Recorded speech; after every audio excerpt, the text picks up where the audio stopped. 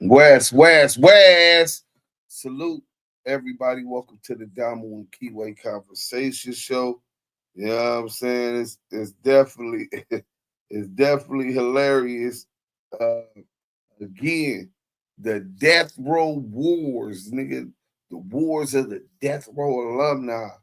You got Suge in one corner, Reggie Wright Jr. in the other. This is nasty work, man. Hey, it's only gonna get nastier, man. They got the gloves off. Big Suge, nigga, he utilizing his connections and industry folklore to get on big platforms that Reggie ain't necessarily privy to. But Reggie in the mud slinging. He in the mud slinging. We also got a video by Scandalous Los Angeles TV. Melvin Barrow, okay. Not Refrigerator Reggie. So y'all know who the fridge was, huh? When that nigga gonna drop a quarter. Suge on Piers Morgan flaming the entire industry. Hey, listen, we gonna get into that. Mike B, salute. We got the content. Man, y'all hit that like button. Let me Kid the Barber. What up, bro? Let me go on Instagram and make sure I put the thing right there. Mr. No Time 37, what's happening?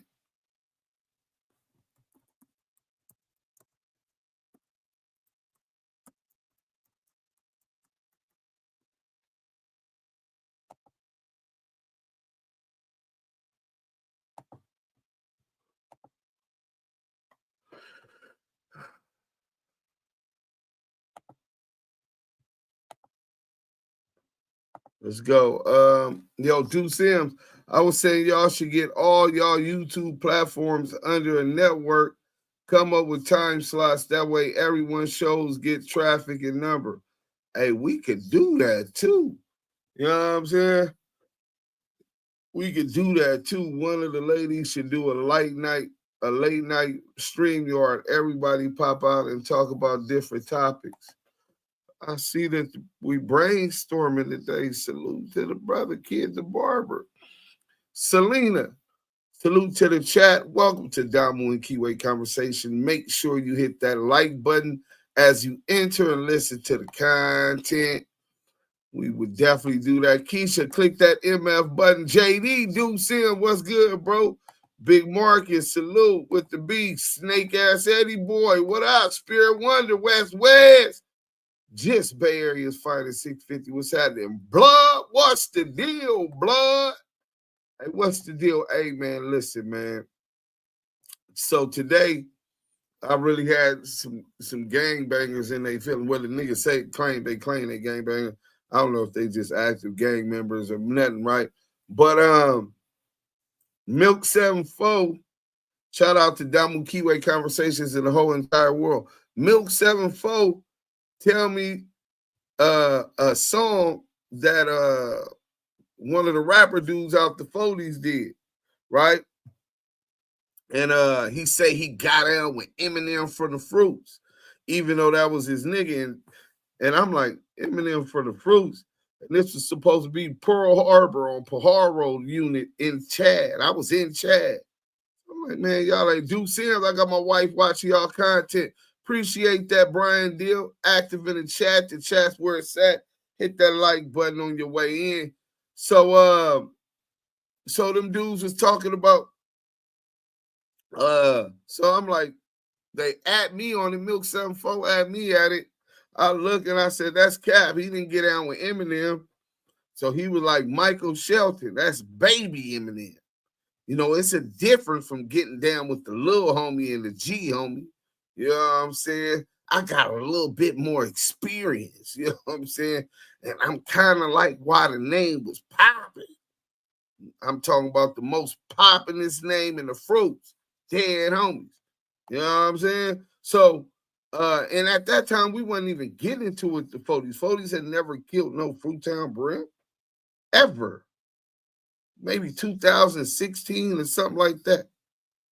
You know what I'm saying? Like, we didn't beef with the Foley's and shit like that.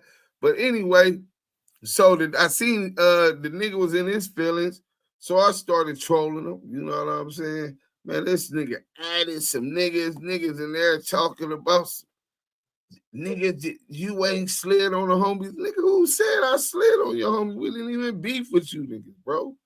Why is y'all on the internet talking about who slid on who? This shit be weird. 2025 is weird, bro.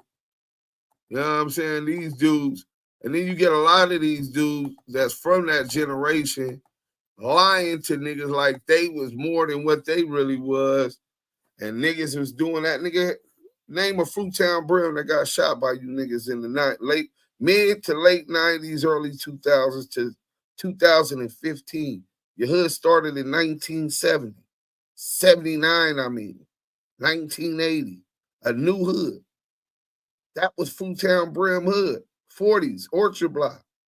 In the dark side. You niggas wasn't beefing with us. Y'all was dealing with the Hoovers. Then y'all was beefing with the Harlem. So why would you be coming at a Fruittown Brim like it's really that to your young homie? You pushing poison, bro. And then you on the internet with it. But these the same niggas that had the Crip Cop over there. You know what I'm saying? And CS2 back. You know what I'm saying? So prayers to them brothers. But look, we got Veggie Wrong drops a dime on Suge Knight. This is some nasty work, man. This is nasty, nasty. Big Charles, 3796, South Normandy, salute, salute, salute. Slim Reaper, salute to Deuce Sims, the dime. Salute to the chat. Hope you're all having a great evening. It's 107 here in Dublin. You know what I'm saying? You know what I'm saying? But other than that, I sent the link to Yael. Let's get into some of this stuff early while we waiting for people to get up in here. It was Keefy D Trick by Greg Caden. And I think all of this is all of this kind of ties in with some of the stuff that should have been popping. Reggie popping, man, they slaying. I had heard that Von Zip was a former associate of Melvin Combs, who was a heroin trafficker. And he came in, he was like an underling at the time, whatever. And early on, and when Melvin Combs was assassinated, he was killed, supposedly because he was cooperating or suspected of cooperating. He somehow or another hooked up with Puff when he started gun fan. He was like, hey, I knew your dad. Whatever the relationship is, they were tight. I think at one time he was seeing Puffy's mom, and I'm not mistaken. So we were looking into him. So at one point, a guy called me up and said, hey, I need a favor. Some guy's selling liquid PCP on my block. He's getting it from this guy, Von Zip. So I was in the DEA task force. We got a young agent in. We got an intro into the guy, and we were buying from him. So like one night, I had this jug of PCP, liquid PCP, like a whole like water bottle that you would use in an office, like, you know, I don't know, was that like 10 gallons or something? And it's got tinfoil on the top with rubber bands around it. And I'm driving it in my pod to the fumes are fucking getting to me and everything else. So we're like, fuck this. We're not doing this case. And at the time, it was not an offense that netted any big. Listen, I thought PCP hit harsh cities. They say that it does. Like I heard people in LA say that, but we went to a prosecutor and he was like, nah, we need more than that. We're like, well, we're not doing it. More than 10 gallons of PCP. So we took it state. The state, he took a plea and that was the end of that case. So weird. Well, we were trying to work our way up, but the guy was unstable. He was constantly talking about, I got guns if the cops come, or he thought people were coming to rob him. So it was unsafe for the agent. The stuff was toxic. We found out that we would need this special, unit to come and test it, pour it in, and, take the dangerous chemicals and neutralize them. We're like, nah, screw that. So, and we were doing other things. We were a Colombian team. So this was a favor I did to a guy. So I knew who Von Zip was. I knew that he bought one of Jimmy's Uptown. I think he bought that club from Jimmy. Turned it into zip code. And so later on, so the next thing I know, I get invited to this SOD conference down in for Orlando. And I'm with a DEA agent, Eric Henderson. I do some stuff with. I was helping him out. He had a big case on Puffy. It really wasn't going anywhere. We took all his evidence to the National Drug Intelligence Center and tried to get them to put all these financials and things that we had, and it never went anywhere. And that was based off a lot of information that we had about Kirk Burroughs and different people. Oh, what about Burroughs? I forget. It's so long ago. There was a drug angle, and the drug angle had nothing to do with Kurt or Puffy per se, but it was a drug case DA had, and he was giving information on Puffy and his crew. So Kirk Burroughs. Well, Kirk was questioned for it, and he had a civil RICO against Puff. And so DEA talked to him, but I don't think he was really willing to cooperate or do anything major. This conference, and we found out that LAPD started a Biggie task force, and they were going to finally put it to bed because Valletta Wallace was suing. But you know what? In respect to the LAPD, they did their due diligence in many respects. I think the case was flawed initially, because the first detective who had it was, which was who? Was that Poole? Russell Poole. So Russell Poole was kind of out there, and I don't know the guy or whatever, but he had some demons, he had something. You know what I mean? Like, so he was stuck on Amir Muhammad and all this nonsense. And you don't think that it's possible that those two, that the death row cops, that you don't think death row did that? You don't think this? I think there would be more information. So they said, do you want to help out? You have all this information, all these people out in LA. I had 2 informants out in LA. I knew Haitian Jack. Maybe I could ask him questions. I don't know. I'm like, yeah, I'll help you out. So we were doing a regular run out there in LA, and we'd hook up with these guys, Greg Kading and all. We'd go out, we'd have some drinks, and everyone got along. We had some fun, everything else. And they started telling us about their case. And I knew a guy that actually used to drive Puffy and his crew around, and he watched them shoot guns out the cars when they were staying at hotels and do all sorts of crazy things. He'd see guns in the car. He's the kind of guy who wouldn't tell, anybody anything, so I had information for them. And then they told us that they had a cooperator, and he had Von Zip driving guns out from New York to LA so that the New York guys could have guns when they came to Los Angeles. So I said, yeah, I know Von Zip, but I was going to try to do a case on him back then. I said, but okay, whatever.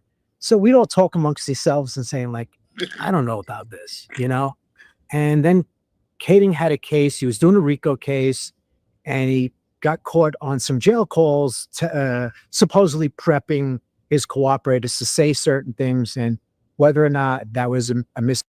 So here's a DEA agent admitting that Greg Kading got caught on a jail call with an informant, prepping him on what to say, coercing him on what he needs him to say.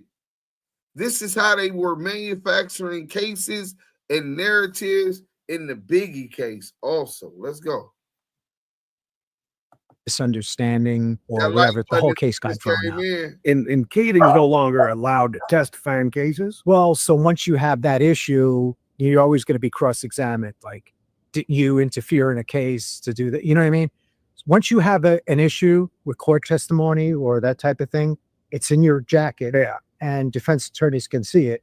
And so, well, the one thing that I found troubling was after Greg had that issue where he's those are telling these guys what to say. Hey, remember, you got to say this.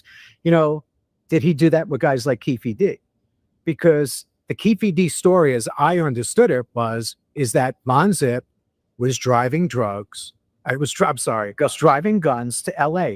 And there's no way in hell that would happen. And then I never heard from that story. But now Von Zip does have an LA connection because he was Keefe D was his source for PCP. Yes. But he doesn't have, then the other thing that I find really hard to believe is that Von Zip passed him a gun after the shooting of Tupac. I said, here's a gun. Before the shooting. Well, I'm sorry, after the beatdown, hey, we have trouble with these guys. Oh, we want to go kill Tupac, but we don't have guns. What should we do? Oh, here's a gun right here. How does anyone believe that that's true? And well, you think that there's a distinct possibility Kading coached Keefe Nate?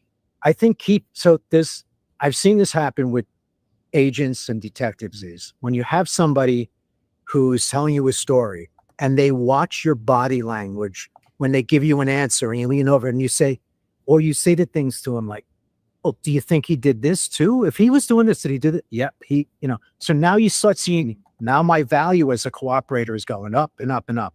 And then don't worry, you'll never have to testify. You just KPD, they built a drug case against him. And it was sending cocaine to Virginia or something? Oh, I picked up cocaine and Sherman. Then his family members also and homeboys also would have been catching those cases. So they're giving him immunity to say whatever they're coercing him to say about the Tupac and the Tupac murder. Let's go. I think that's what I'm sorry, I forget. No, I thought it was a PCP case they did on. Well, there was also probably both, but it was in Richmond, Virginia. So long story short, so anyway, Keefe D is told, you give us what we want. We'll let all your homies off. Everything is finished. You're straight with us. Just give us what we need. And one of the things they had him do, again, completely ridiculous, was fly to New York. And I was there. I got that. Go up to the club zip code too, and say, hey, remember me, your buddy? I gave you the gun that night. Like, so why would you show up there? Now, he knew he couldn't say anything right. Hey, that was some night, huh? Yeah. Remember when you shot Tupac? Like, what are you going to say? Right. So, well, let's just go there and we'll show that he actually has a relationship with him and he knows him. And that kind of corroborates the story. It means nothing. So the only thing you would do in doing something like that is tip the guy off that you're cooperating. Not everyone's going to smell a rat right there. So that was a ridiculous thing to do. So when it was all said and done, Kading gets jammed up on the RICO case he's doing. And next thing you know, he's gone. So I had seen him afterwards. He retired. I had seen him out in LA a few times. Oh, so that kind of put an end to his career. Yeah. And he asked me, he goes, hey, do you think it's against the law if you would, let's say you were writing a book and you expose somebody as a cooperator? Oh, yeah. So I said, well, it's like kind of like, I think it's ethics problems. I said, but, he goes, well, it was covered under a proffer session. So I said, well, a proffer is really a let's get to know you session. And then you decide whether or not you and the government are going to get together and have a cooperation agreement. So I don't know what they did. I don't know if they had a cooperation agreement with him. He always talks about this proposition. So anyway, so he's out of it. Had been the point when they got rid of his charges for the drug case. It's after that. Kading gets, he runs and he has this problem. Well, what did Keefe D do to get rid of the drug charges? He promised to cooperate, I guess. Okay, but we don't know who he did it or what really. Well, apparently it was him and some of his crew. And he said, we'll let you and your whole crew off. You just got to give us what we need. On the Tupac. Okay, right. Okay, that's what's connected. But they initially targeted him on the told on a whole lot more than that. So, Keefe D told on Tootie Reese, Lil Pat, that nigga Keefe D, shit, Keefe D told a whole lot. Remember we covered that, y'all? Yeah, when Keefe D from Southside was telling? Yeah. Hell yeah. Nigga, they talking about he only told about the Tupac shooting. Nah, nigga, that nigga was, man, he gave up the Mexican.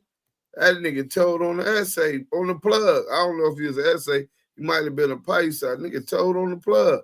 That nigga's a piece of shit. So, it's hard. No, I don't know about Biggie, but I know about Tupac. So, what you got? Did you do this? Did you do that? All of a sudden this thing gets blown up. Keefe D is like, all right. Now this is the way I think it happened. And I think Keefe was there. I think he built this story up to something bigger than what he really had something to do. And when Greg leaves and he writes a book, how do you out somebody who agreed to cooperate with you give you your case. I'm going to help you solve your case. Just please leave me out of this. If I don't have to testify, that'll be great. If I have to, I'll deal with it when I have to. Well, Greg is gone. The case really doesn't have any corroboration because everybody's dead. And Greg wants to go make himself the hero and write a book. He broke the rules. Like he violated, he put this guy's life in danger. And it also sends out a message that if you cooperate with law enforcement, they might tell on you later on to make money. So it was a terrible thing to do. And, he doesn't seem to, it seems like he's a bit of a sociopath where he doesn't have any empathy for this guy. And the other reason I say he seems like a sociopath is he coaches guys on the phone what they have to say. He's over controlling. Yeah, that's fair. That's very corrosive to the criminal justice system. So, a lot of, cops aren't supposed to talk bad about cops, but we're talking now as people, we're talking about people who have social media channels. Yeah, everything else. Greg has one, I have one, and I'm critiquing him because I know guys from the LA sheriffs and LAPD who got screwed on this case. They provided lots of the information. They were there doing investigations right after they happened, whether they were gang detectives or sheriffs and gang units, Compton cops, and Greg saves the day, and they're pushed back. They even pushed people out of the case that were requested by bad guys who were talking to, Greg. Hey, I'll only talk. This guy comes in, and they didn't want him in there. They wanted to get credit for the case. So there's a lot of bad feelings from these guys. Guy Mike Cowett kind of got screwed in the case. He was an LA detective with the LA sheriffs. I think he had a lot of like all of us. We had a lot of fun hanging out with Greg. Big party, I have fun. And then he went and did this, and he destroyed all the work the task force did. He thought only about himself. And so everyone's kind of like, they didn't get any credit for anything they did. And, he writes the book, he gets the movie rights, he gets whatever, and everyone else is pissed off. Was it really worth it? You know what I mean? What do you think is going to happen you think Kiwe D is going to beat the case? I don't think he's going to. So Kiwe D now writes a book. And I think he basically wrote the book because if Greg got away with writing the book, I certainly can. It's nothing they don't know. But by writing the book, you're making... See, that makes him part of a murder. Whereas if I'm in a car and then you see somebody and just lean over and shoot him, and okay, if I drive you away, I'm accessory after the fact, but that's a 0 to 5 offense. That's not conspiracy to commit murder. And the other thing that's so silly about this is it's just a murder. There's famous people involved. So is it... Now, you're just chasing fame. Oh, somebody's chasing money. And money. But I think for him, it's more fame. The other problem with LA is that they have to wait for the DA to file charges. So like in New York, when you make an arrest, you go down to the DA's office and said, all right, this is what happened. He stuck a gun at her. She gave him all her money. And then we caught him a block away. And they're like, all right, boom, we'll go to grand jury on Tuesday. And then you're done, right? And then you just wait for the trial or a plea bargain, right? Whereas in LA, you seem to be waiting in limbo for them to make up. Do you think LAPD is it's a smaller force, less well funded. They seem to be much less effective than the New York PD. A high ranking member of the LAPD who worked in other agencies told me this. He says, the LAPD cops are so well trained. They're better than New York City cops in a lot of respects. But I don't even want to hear about no comparison to LAPD. But that's the DEA, ex-DEA agent, Bill Courtney. You know what I'm saying? Nigga talking about that Kiwe D was coerced. So if Kiwe D was just telling them anything they want to, and he says that case was never able to be corroborated. Al Prophet is a terrible interviewer. He overtalks everyone. Yeah, that's what they were saying to him in the interview he did me. When he was interviewing me, they was in the chat like, Al, you got to let him answer. Kiwe D going to get Veggie wrong in the mix. Yeah, they already pointing the finger at him, bro. Yeah, Kiwe should have never went on Vlad. The feds had a hard one for slapping him after that interview, and the book, of course, fucking edged that lad. I think you're right about going on there, talking about it, but what if he know he didn't do it? What if he was so ignorant and didn't know that they was trying to frame him for it, and or just so thirsty for money that he like, man, fuck that, I didn't do it. You know what I'm saying? I told the motherfucker whatever they wanted to hear, and they gave me immunity. Come to find out, he didn't get immunity. He signed the proffer. So, and I usually don't get rejected, but I heard Greg Caton before say he did have immunity. So that's a whole nother issue. I usually don't get rejected. I'm going to keep trying tonight. What's good, y'all? I'm at work listening. Young Rome, what up? Al Prophets, another culture vulture, in my opinion. Ricky, crazy. I think Port Butt going to try to get him touched in jail before he do. Just Vinton, sorry. LAPD cold-blooded gangster got shot by a Newton Division off-duty in 1985. Damn. Bill Courtney has some good stories. Young Rome, salute. Stand on it, media, salute. Y'all hit that like button if y'all just coming in. Young Rome, you got the gang up in here. Baby, do you gang bang? Oh, you gang gang. So let's get to this Scandalous video, man. I wanted y'all to get that. Wait, first, let me get, since he said that, because that's not the only Fed. So you got a DEA agent, and then you got an FBI agent who said the exact same thing. Let's go to this one. Then we'll get to Scandalous video. Let's go. Tupac channel host, Valentino. This is SB the Ghost. LOX, keep shining and grinding, brothers. Do what you do. Shout out with you, man. Well, all right. Thank you very much. Thank you very much for taking the opportunity, Suge. Co-founder Death Row Records for everybody at home. Of course, you know who Suge Knight is. So you keep coming up. There's only one founder. All right, the one and only, the OAO, the OAO, Suge Knight. Yeah. So tell us about Capricorn Clark and whether you believe she is a credible witness for the prosecution to make a racketeering case against Sean Diddy Combs. Well, look, I say this all the time. Puffy and I are not friends, but Puffy should definitely walk. At the end of the day, how I know Capricorn and when I first heard about Capricorn, it was back when I was doing prison time. When I was doing prison time, it was a guy that didn't work for Death Row, but he was over the security company. This guy, Capricorn, broke his windshield in the back of his truck. He wanted her to pay for it. She couldn't pay for it. A guy named Reggie Wright Jr. told her, well, you got to have sex with me or you pay for it. So she couldn't pay for it, so he forced her to have sex with him, but they were still talking after that, right? But the most important thing is that it was other executives that was involved in Puffy's life.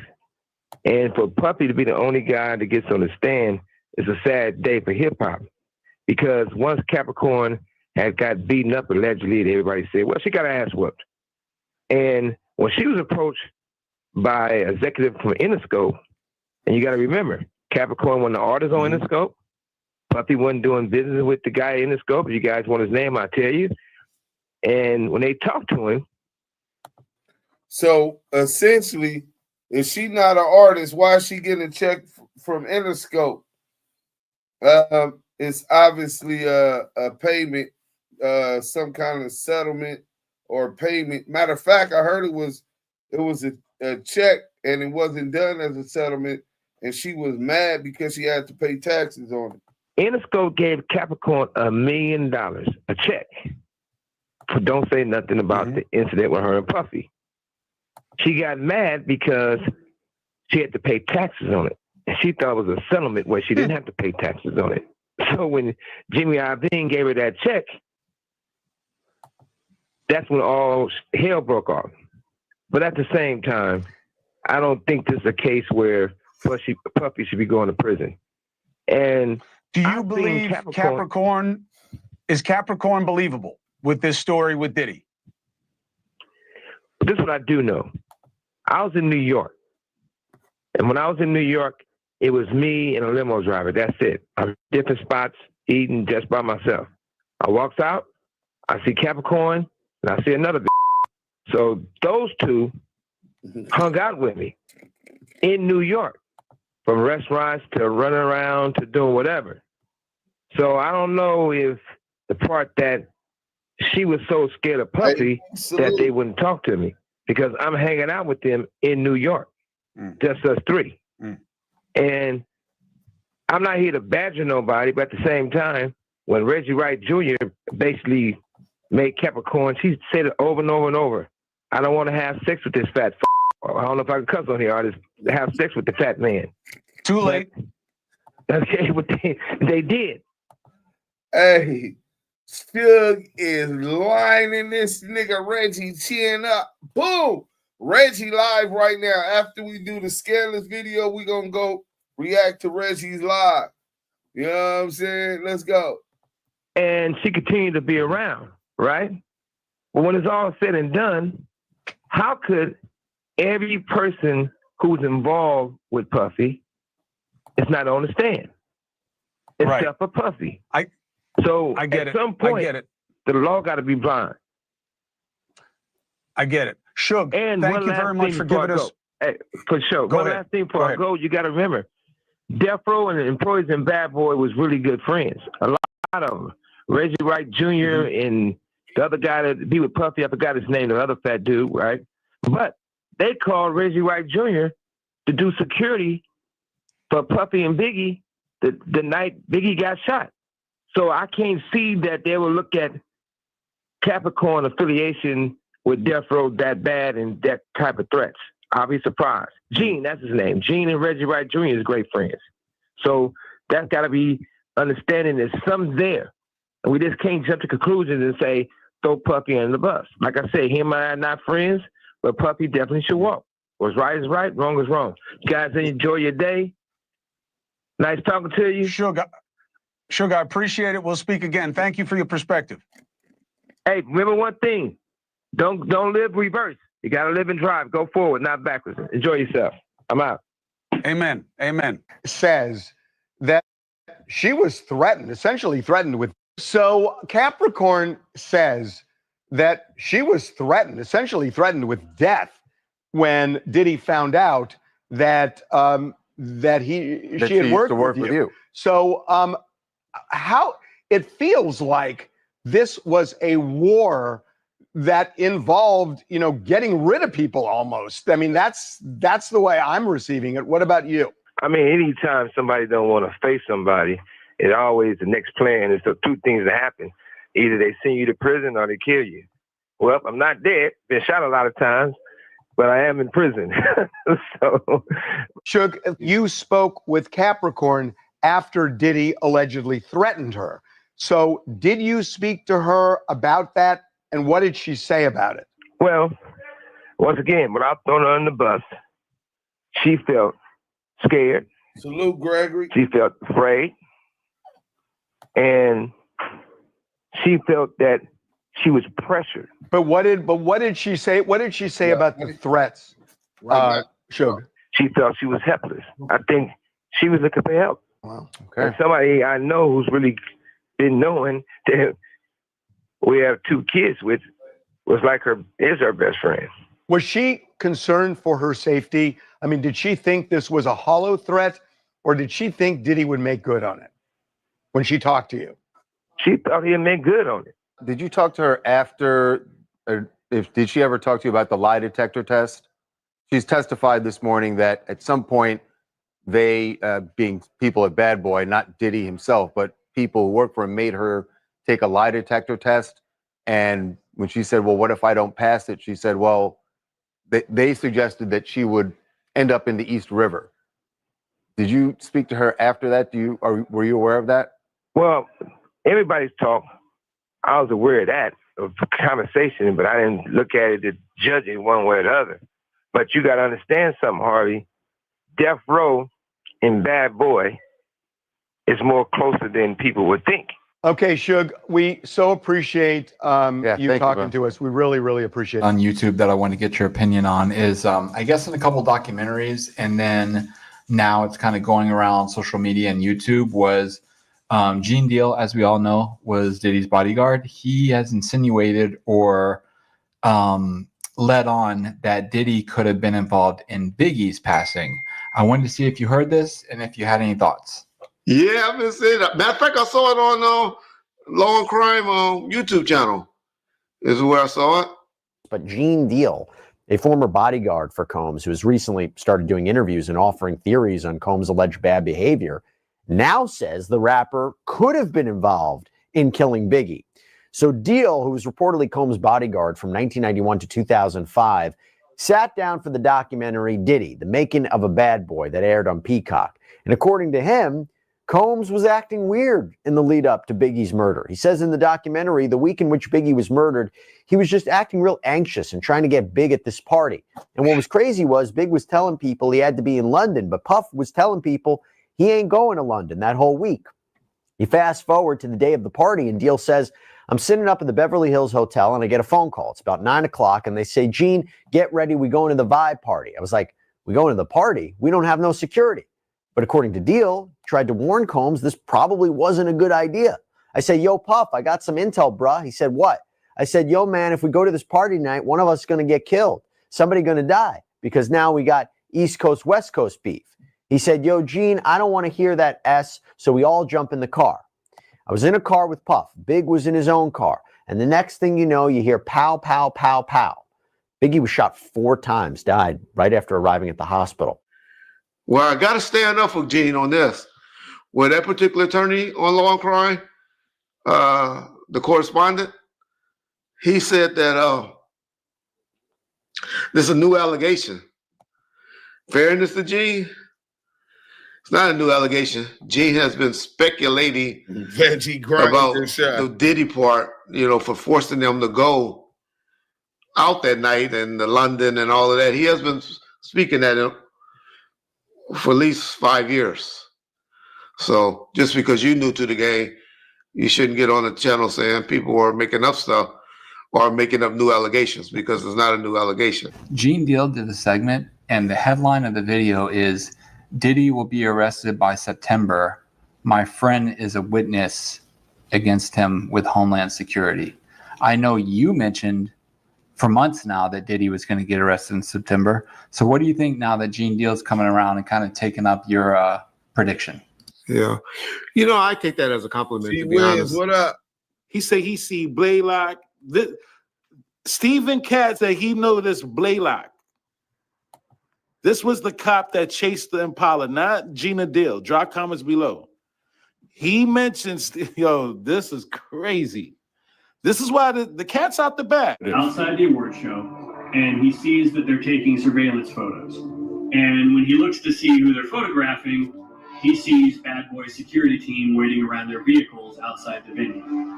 And he notices that some of them have bulges in their jackets, indicating that they may be armed. And then he recognizes one of them. He recognizes Inglewood police officer Reggie Blaylock. And Blaylock would end up being a witness to Biggie's murder the following night. He was driving the third SUV with Bad Boy's head of security, Paul Offord, that was behind Biggie's Suburban when the shooting happened. They're the ones who chased after the shooter but lost him. So this gang detective spots Blaylock standing outside the Shrine Auditorium, recognizes him as an officer with the Inglewood Police Department. And what this detective does next, inadvertently changes music history. Black, what up? He decides, hey, if these detectives from New York are about to make an arrest of the suspect that they're tracking, then this is a potential officer safety situation. And Blaylock and any other officers who may be working security for Bad Boy need to be informed. He decides, hey, if these detectives from New York are about to make an arrest of the suspect that they're tracking, then this is a potential officer safety situation. And Blaylock and any other officers who may be working security for Bad Boy need to be informed. They need to know about it. What if the suspect resists and there's an altercation, and in the middle of it you have plainclothes officers from New York, and you have plainclothes officers from LA doing security, maybe even and the CIA, they're all armed, bro, and they don't know who each other is or what's happening. It could turn into a total catastrophe. So this LA gang detective approaches Bad Boy security team outside the Shrine and, quote, as an officer safety issue, the detective advised Inglewood PD officer Blaylock of the NYPD intentions. So he warns Blaylock about what may be about to go down. But he adds that two of his partners. Okay, red flag. Reggie Sr., not Junior. Here we go. Give me some thumbs up if you see this. Detectives Balderrama and Chavez responded to Compton police for what? This is a LAPD case. There's proof that LAPD, FBI was keeping in touch with what? Somebody put it in the chat. Compton police.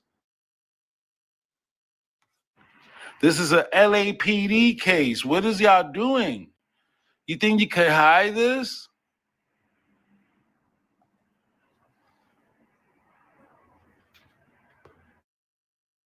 Nasty work, man. Turned out a bit terrible. Work. Now you got, we're going to get up out of there.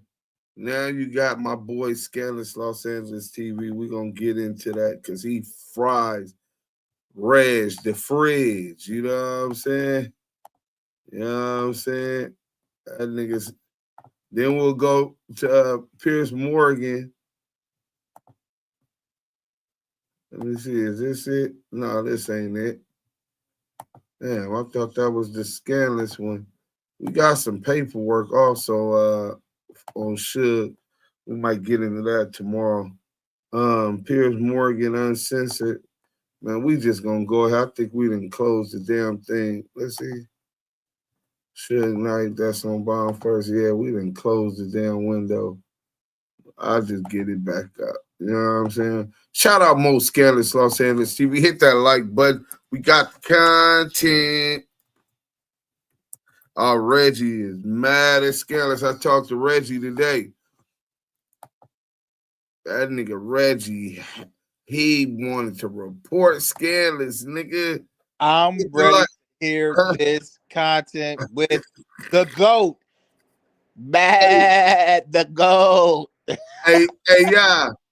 This nigga get this nigga Reggie blood pressure up, nigga. That motherfucker, white motherfucker, Duke Sims use a house, nigga. That nigga was going off, nigga. Nigga, Duke Sims use a house, nigga. I said, nigga, why you get exposed being a rat? And you wonder why I call you a rat and want to get mad because I call you a rat. You and that motherfucker, I'm a reporter. I said, that's why we always tell you a police. You think like the police, now you want to report the man instead of responding. All he did was bring the facts. Wait. Why is he calling you a house nigga? What you doing shucking and jiving for the boss? Because he said, because he knows Scandalous is from the UK and he's a white man. You know? Me working for the white man. Hey, listen, man. He knows how to work this internet shit. I don't, bro. So I don't discriminate on race, brother. You know what I'm saying? That's not it. We gotta go one more. You heard me? We. Yeah. Easy to check. Come on. Oh shit, here it go. Scandalous Los Angeles TV. Oh, hold on. We got just when you think it couldn't get any colder. Welcome back to Scandalous Los Angeles TV, where we expose the exposers. Just when you think it couldn't get any colder, it does. Delray Richardson from Straight Game TV just dropped a bombshell, digging up some old paperwork that originally appeared on J-Mix's channel. But it hits a whole lot different reading it now. According to this police report, on September 16th, 1996, just 3 days after Tupac's murder, Reggie Wright Jr. called the police to inform on Marion night. He reported that Marion was... Did y'all hear that, y'all? That not even a week after Tupac Shakur died, right? Reggie Wright Jr. calls in to the police to snitch on Suge Knight. Wait, listen to this. Is that Reggie Refrigerator Perry, right? Deuce, yeah. I told you, hey, fuck your chat. and fuck where it's at because I got some information on you, Deuce Sims. Yeah. No. The nigga he was trying to lie on. Shout out to the homie Tata. Oh my God. Hey, yeah, I tell you about it. Tata gonna expose some shit, nigga. Vlad, come up with the bag. That nigga Tata finna expose some shit. I can't talk about it till Tata expose it. But that's the one that the nigga Reggie, remember when he got mad at me, he was like, and Deuce Sims was getting bent over by his celly. Well, Tata wasn't my celly, but that was my everyday rollie. That's who brought the relatives out, Break Bread Records, all of that shit. Right. So I got on with him today and all of that, man. He gonna flame some shit up. But Reggie was in rare form, man. Y'all niggas think it's a game, nigga. This one right here, nigga got that nigga hot. Nigga, I'm reporting Scandalous, LA Confidential. He called him LA Confidential. Motherfucker, everybody know he's a cracker. He ain't even black. Talking about LA and politics and this and that in the UK, some motherfucker where. So I guess this nigga that had the police track Scandalous to the UK, my nigga. This nigga, he mad because Scandalous don't want no clout and he can't find out where he at. He said the nigga Scandalous is in Canada, man. I mean the UK, bro. But this nigga Scandalous said this nigga called the police on Suge not even a week after Tupac died. Listen. Using blood gang members as armed security in the wake of Tupac's death. This was apparently an attempt to get Simon violated and locked up, opening the door for Reggie to step in and take control of Death Row Records. 3 days after losing Tupac, Reggie was already making his move. If that's not cold-blooded, I don't know what is. Welcome back, guys. Welcome back. It's your boy Delray Richardson, Platinum Artist, Shout out Platinum Delray Songwriter, Straight Richardson. Game TV. Thank you for tuning in. What I is it appreciate called? your time. Do me a Get you favor, some click game. on the thumbs Straight up button. game. Also, Shout out subscribe to the Straight channel game. if you have not already. And like I always say, if you want to be one of the first people notified when I drop some of the straight game, please do me a favor and click on what appears to be that little bell notification. And please share the videos on your by sharing, click sharing. Yeah, from that perspective. I'm gonna get right into it. Ladies and gentlemen. Now, for those of you guys who don't already know, Delray Richardson is a multi-platinum songwriter, producer. Hey, Midtown, hold on. The Midtown Pookie. Whoa, wait, what the fuck, cuz? Scandalous Los Angeles is a UK white boy. What the fuck? Shaking my motherfucking head. Man, y'all got it. Hey, Midtown Pookie, that's what Veggie wrong saying. Veggie is convinced that Scandalous is a UK white boy. I guess he done trying to track him. You know, Scandalous is a computer geek, so he know how to throw the signals off. Hey, he forgot to mention, we know the truth about Scandalous. Scandalous is from the Middle East. He is in the Mount Sears. He has, can I get you a Slurpee? Can I get a Slurpee? Slurpee for the 7-Eleven. Scandalous on the TV. Bro, everybody want to know who most Scandalous Los Angeles is. He just be frying these niggas. See, most niggas get on the internet and they clout chase, bro. Scandalous don't want no personal clout. He jumped in just to help me because he said I needed help against all these niggas acting like the police. No, don't do that. You're not going to do that to my friends. You're not going to do that to Scandalous or Scandalous TV. Y'all know the truth. He said over there in the Middle Eastern, do not do that to my friend Scandalous or Scandalous TV. Hey. Give me that Slurpee, my friend. You want to get no Slurpee, my friend? It's 4Dub TV says, for being from the UK, he gamed up. Yeah, he gamed up to be from the UK. 3 days to be exact. G, Reggie, the big pig white. Right, yeah. G Wiz, salute. Let's get back to it, man. Scandalous, let's back it up. So Scandalous said Reggie called the police on Suge. I guess Suge fired him after he didn't protect Pop, right? And the nigga, he started using Paru gang members, and they were armed. And Reggie called it in. Listen, they got the receipts, y'all. Listen. Songwriter, Straight Game TV. Thank you for tuning in. I appreciate your time.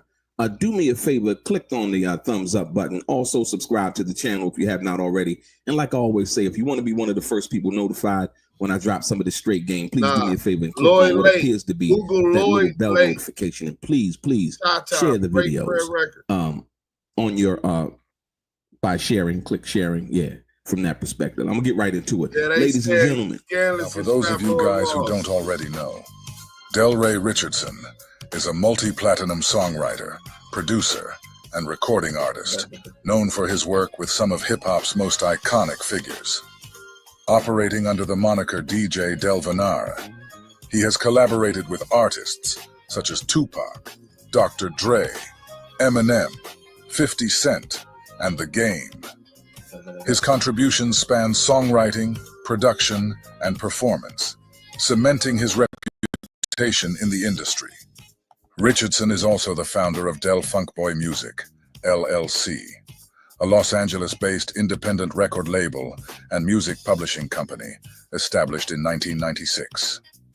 The label has achieved gold and platinum certifications and has secured numerous placements in television and film. In addition to his music career, Richardson has been vocal about industry practices, notably discussing financial disputes involving Death Row Records and Tupac Shakur. He revealed that Death Row owed Tupac approximately $17 million from album sales, highlighting issues of artist compensation and contractual agreements within the music industry. Delray Richardson's conflict with Reggie stems from a series of public accusations and legal actions that have unfolded over the years. He has been vocal about his criticisms of Reggie, particularly concerning Wright's alleged involvement in events surrounding Tupac's death and the operations of Death Row Records.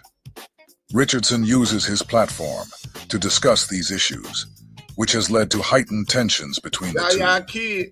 The tensions escalated into a legal battle when on November 8, 2023, Reggie filed a lawsuit against Delray Richardson in the U.S. District Court for the Central District of California. The case, titled Reginald Wright versus Delray Richardson, centered on claims of assault, libel, and slander. Wright alleged that Richardson made defamatory statements about him, which were disseminated through various media channels. As part of their settlement, Delray agreed to stop calling him Reggie the Rat Wright Jr. Now, while I'm not exactly clear what Reggie agreed to in return, one thing's certain: he didn't stick to it. And once Reggie broke the agreement, Delray wasted no time. He brought the nickname right back. Reggie the Rat is back in full effect, because according to Delray, Reggie didn't keep his word. Ladies and gentlemen, shout out to J Mix. I want to show you that Reggie the Rat Wright Jr. has always been trying to get rid of Suge Knight so that he could possibly take over Suge Knight's empire. Reggie had a game plan, and he made it very, very clear that he wanted to take over Death Row Records. Make no mistake about that. Right? And so now, not only take over his empire at the time, but now even hijack his stories. Ladies and gentlemen, pay attention to this. So there was a story about Reggie the Rat Wright Jr. Trying to get Suge Knight's probation revoked, right? And this was in 1990. Just so y'all know, that was Phil Carson. And Phil Carson is an FBI agent. So you had the DEA agent that I showed on the first video telling you that Reggie was trying to take over Death Row, and it wasn't just Reggie. And that theory is David Cannon. In fact, that's the question today. If y'all looking in the poll question is, Who was working with Reggie to take death row? 47% of y'all say Jimmy Iovine. 5% say Harry O. 34% say David Kenner. And 14% say Alan Grumblock. Man, y'all hit that like button. Let's keep this going, man. That's crazy. I guess it's that obvious. David Kenner, huh? I mean, Jimmy Iovine and David Kenner. Let's 96. go. This was shortly after the death of Tupac Shakur, but before Suge was even going through the situation where he actually got violated for the situation at the MGM Grand, and he received 9 years. But check this out. It was discussed by Jay Mix. Jay Mix had did a video, and he had the paperwork, and he talked about an Officer Knox. The sad part about it is Reggie the Rat Wright Jr. denied, talking to any kind of police, never talking to LAPD or anything like that. He blamed it on, well, me and Suge, we had went down there, and it was in relation to, the boys that had got the gun pulled out on them by Suge at the studio and so on and so forth. It was an outright lie. Here's the paperwork, and I want you to check this out. This is serious, ladies and gentlemen. Why do I call him Reggie the Rat Wright Jr.? I'm going to show you how deceptive, how snake-like, how conniving Reggie the Rat Wright Jr. has been. I need you to pay attention to this. Check it out. Salute. Hit that like button if you're just coming in. On 9/16, it'll work. Ladies and gentlemen, listen to me. When did Tupac die? When did Tupac die? Tupac died on 9/13. This is 3 days later, ladies and gentlemen. 3 days later after Tupac's death, right? Watch officers Jeter and Yamamoto were working a crime suppression detail to address gang activity problems at Death Row Records, 18730 Oxnard Street, Suite 211. Officer Jeter spoke with the head of security at Death Row, Reggie Wright, and was informed, listen, ladies, and was informed by Mr. Wright that since the death of Tupac, 3 days earlier, since the death of Tupac, Marion Suge Knight was now using gangsters, Bloods from Compton, as his own personal bodyguards, and that they were armed. Officer Jeter was familiar with Knight's personal vehicle, which was there at the time at approximately 0500 hours. Jeters and Yamamoto observed 4 vehicles. This conversation basically led to an attempted felony stop of Suge Knight within hours. He watched the 4 vehicles leave Death Row Records in gang caravan fashion. The officer observed Suge Knight in the middle vehicle of the caravan. The officers attempted to stop Suge Knight's vehicle, but were interfered in making the stop by the rear vehicle, a green Humvee, driven by rapper MC Hammer. Subsequently, Hammer was questioned and released, warned only, right? Knight and the rest of his gang caravan eluded the police. Ladies and gentlemen, I first want to get you first have to understand the timeline. And when Pac gets knocked down, Reggie is not working security for Death Row. Suge obviously ain't trusting Reggie the Rat Wright Jr. Pork butt. He got the funk around. The homies is closer to him. Right? Reggie calls the police and give them information. Hey, nigga ain't finna cut off my contract with Right Race Security. We the one that do security for Death Row. Nigga ain't, okay, you want to cut off my security? Nigga, I'm coming for your whole company. Do what the police do, nigga. Put the police on them niggas. Niggas know his car. The police knew what car he was in. and he know that the funk is strapped up. Try to pull him over. MC Hammer, nigga. Hammer, go, Hammer. Stop. Hammer time, do some gangster shit, nigga. Pull up in front of the police in the Humvee, nigga, the green Humvee, and nigga, let them niggas get away. Do what you gonna do, nigga. Hey, man, they say Hammer was a real one, man. But yeah, there's some nasty work, Reggie. What y'all think about that? Ain't want to hit the like button if you haven't already. Do it in the words of CS2. We got the word. Man, which curb, Compton, France, or Baltimore, Africa? 3 days after Pac, rest in peace. Veggie the Rat Wright Jr. doesn't waste any time to start snitching. Right. Hammer, you can't touch this. Yeah, kid, what a great comment, bro. Pun intended. Hammer said, you can't touch this. You know what I'm saying? Salute AB. They say Hammer don't hurt him. MC Hammer is a gangster, man. A real nigga. I don't know about gangster. They told me he was with all the shit, but I don't even care about that, nigga. That's what a real nigga do. I'm clean. What they gonna do? Give me a ticket? Take me to the station? Nigga, let them niggas get away with the thing. GT Tour 956. Damu Kiwe, salute GT in the building. Hammer a real one. He would dance on your ass. For the ones that don't know, Hammer with the business. Yeah. Right. Yeah, man. It's Nasty Reggie, a cop, a security guard, a weed dealer, and a wannabe gangster. Damn, he wild. Mike B, for real, he different in real life. Hammer was a beast. I heard listening, putting my twins to bed. Motherfuckers say, whack lifelong dream to own a pair of Hammer pants.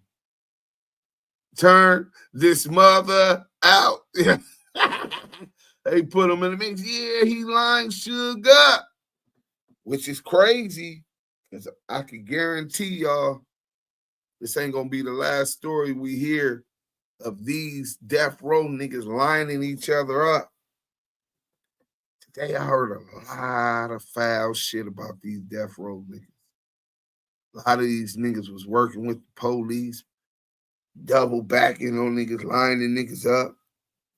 A lot of this war that we're witnessing between Suge Knight versus Reggie Wright Jr. and Whack 100, a lot of this is gloves off.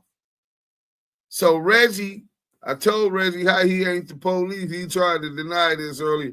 Yo, dudes, are the stories about MC Hammer being a real one from Oakland true? Bro, I don't know MC Hammer, but I'm hearing the same things you've been hearing about him. I mean, if everybody's saying that at some point a nigga gonna start believing like, man, maybe that's who he is. Salute to that brother. But this story definitely was some real nigga shit. I saw a documentary about him and it said he was so well respected in the streets and still is. Turn his mother out. We got a super chat, y'all. Aggressive Defiance TV. Salute. Oh, my bad. Salute with the $2 super chat. Salute, Deuce. Salute, chat. Man, anything and everything that is given to the Damu Kiwe Conversation team is highly appreciated. Salute to you, your family, and your tribe. Aggressive Defiance TV. If y'all don't follow Aggressive Defiance TV, man, go subscribe. Hit that notification bell. When he go live, check him out. I fucks with him. When I got time, I don't really be having time. I'll be so busy with work and then getting the content together. You know what I'm saying? But when I do be having time, I pulls up, man. Salute to the Aggressive Defiance TV. Thanks for the super chat. They say Hammer and Michael Jackson were real gangsters or respected in the street. MJ damn a Slurpee while bumping Hammer. Don't hurt him. Let's get back to this, though, because it's only going to get... What it says to me that most people were thinking that Suge Knight was really, dealing with Reggie the Rat Wright Jr. that way. You could clearly see at that particular time that Suge no longer trusted Reggie the Rat Wright Jr. with his security after what happened approximately a week earlier, if you will, on September 7th, 1996. Now, when you go back to this right here, you'll see clearly, dude, this is beyond comprehension, man. on 9/16/1996, this is 3 days after Tupac died, Reggie the Rat Wright Jr. is ratting on Suge Knight. He's informing the police that since the death of Tupac Shakur, Marion Suge Knight was now using gangsters, Bloods from Compton in his own personal body as his own personal bodyguards, and they were armed. Ladies and gentlemen, it doesn't get any worse than this. It doesn't get any worse than this. When you talk about somebody being a backstabber, like the OJ song said, right? They smile in your face, but all at the same time, they want to take your place. Backstabbers. If you look in the dictionary, you will see Reggie the Rat Wright Jr.'s face right there. What it says to me, and the reason why this was being done, was Tupac was out of the way now, right? You know, Tupac gone, you know. And like I told you, Reggie the Rat Wright Jr. Created the environment in which he's been caught in so many lies, right? Saying, well, I never told him to not carry guns. We already know that's a lie because his security guard, who was Michael Moore's roommate, basically confessed on a tape that Reggie the Rat Wright Jr. did in an interview with Tim Williams, his name is, right? Go check it out. It's over there on Bums First. But more importantly, you got to understand the time and what's going on at this particular time. See, Reggie the Rat Wright Jr. has always been trying to pass the buck over to Frank Alexander, and everybody else was incompetent, right?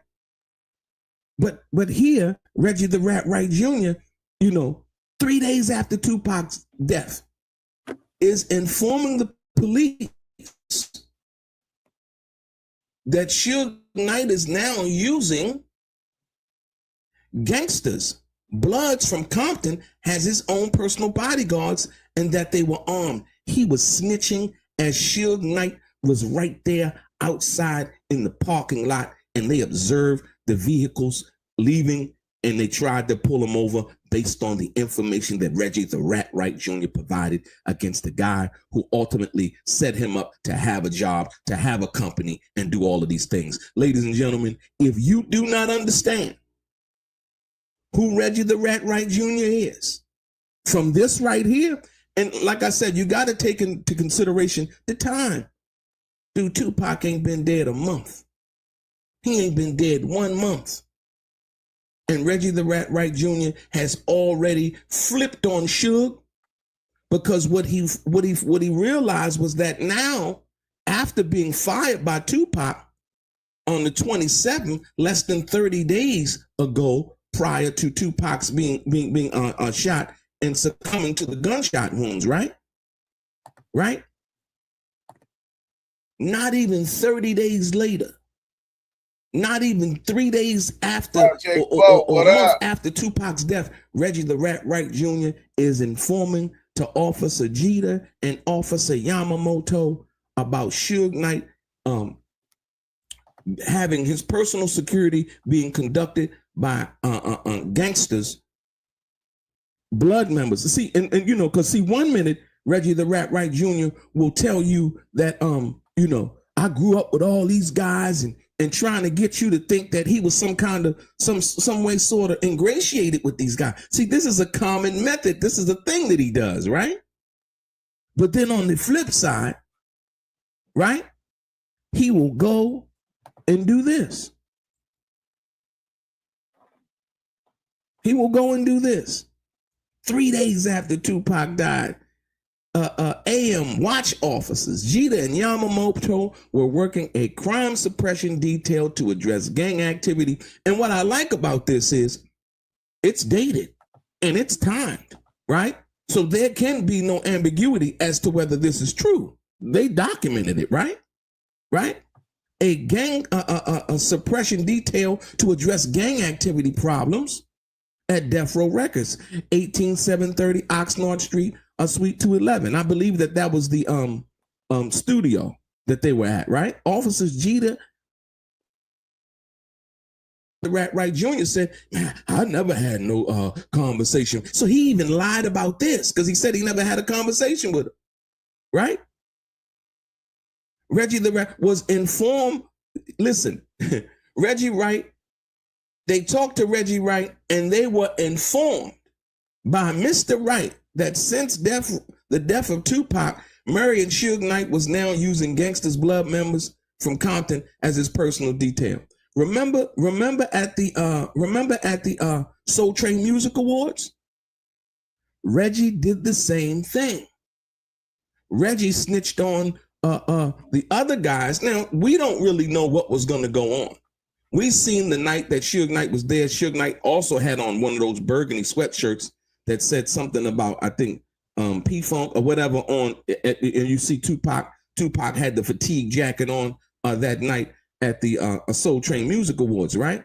But listen, Reggie the Rat Wright Jr. did the same exact thing in January, February, March of 2016, right? He said he informed the police. Once again, that's what Suge Knight called him, a Judas. So do you think, based on that incident and this incident in which Reggie the Rat Wright Jr. can't deny, based on the date, time, I mean, I'm just appalled that it's 3 days after Tupac died, you know? And now all of a sudden, the guy who was the head of the failed security, and I can understand Suge probably using his homeboys now. He couldn't trust Reggie. Reggie was the weak link. Look what happened in Vegas. So Suge said, you know what? I'm gonna take it, you know, with the homies, because like I said, Reggie the Rat Wright Jr. had failed. This is this is clear evidence that Suge had lost confidence in Reggie the Rat Wright Jr., period. So for all of the people saying, well, why did, Suge let Reggie run his company? This is proof right here. Reggie didn't run the company. He didn't run nothing. Like I told you, it was Miss Chalet. I showed you guys the affidavit. And where Suge said, when they asked him in court, who ran your company while you were incarcerated? And he said, Miss Chalet. Reggie was just a liaison. He was not a label boss. He always wanted Suge Knight out of the way. As you can clearly see with this right here. You can clearly see it.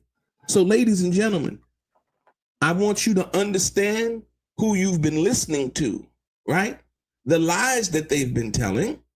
Gullible John also knows all of this, tried to jump on the bandwagon and trying to exploit Tupac, his music, his name, and John did not even know Tupac. So you got to understand, take this really, you got to digest this, man. This is 9/16/1996, man. 3 days after Tupac died. And the police are coming, and like I said, Reggie the Rat Wright Jr. is basically telling on Suge, and it led to the conversation, or the informed information conversation led to an attempted felony traffic stop of Suge Knight within hours. Within hours. Amazing. Amazing. Ladies and gentlemen, like I said, you see what it is now that's going on. This is the reason why Suge Knight called Reggie the Rat Wright Jr. a Judas. Your boy Del Rey, straight game.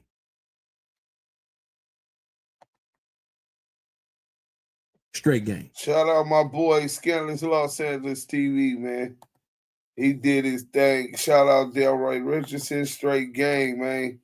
This is some nasty work. But right now we got Pork Butt Live. We'll get to that after. Because I don't want them to shut me down because I'm streaming. Yeah, we talk about they my homies. Hold on, wait. They my homies after his trailer got shot up. Yeah, he did say Diddy and them and Biggie and them his homies after the New York trailer got shot up during the video shoot. Let's see what they talk about. Did Suge know about this? Suge just getting all this information with all of these investigations after Pac Snoop became larger. I say all of them except Harry O. Hey, I don't know. Harry O definitely was in on it. That's how he got the thing. David Kenner didn't go to court so that he could lose that thing. Plus, he to having AIDS. Now it's herpes, like Suge said, me and you got it. It was all undercover. Let's see what y'all votes look like before we get to the thing, right? So, on the poll, who was working with Reggie to take death row? Jimmy Iovine got 51% of the votes. More than half the people put Jimmy Iovine first, was working with Reggie Wright Jr., man. Then you got David Canner at 29%. Almost a third of the people say David Kenner. Alan Grunblatt. Today was the first time I talked to the Alan Grunblatt. He got 15%. And he was he wouldn't talk about nothing. He was really cryptic. And then Harry O got 5%. Alan Grunblatt was very cryptic, man. I'm talking about Pookie Suge went to college. Do you think Veggie been lying about Harry O secretly testifying at the grand jury? No, I think he really went to the grand jury, bro. They was investigating Suge for money laundering. He was claiming that he gave Suge money, so they already in the Suge's financials because of his claim to death row. John grabbed me a 40. Sure thing, buddy. I think Harry O just wanted his paper. AB, fact, Snoop was jealous because Pac came in and took the spotlight once he had, damn, they got Snoop in it. Damn, this is nasty work. Let's get to this video because Veggie bust back. Man, I'm telling y'all, this shit is on fire. These niggas got the gloves off. Veggie live right now, and Suge just did something else. Let's go.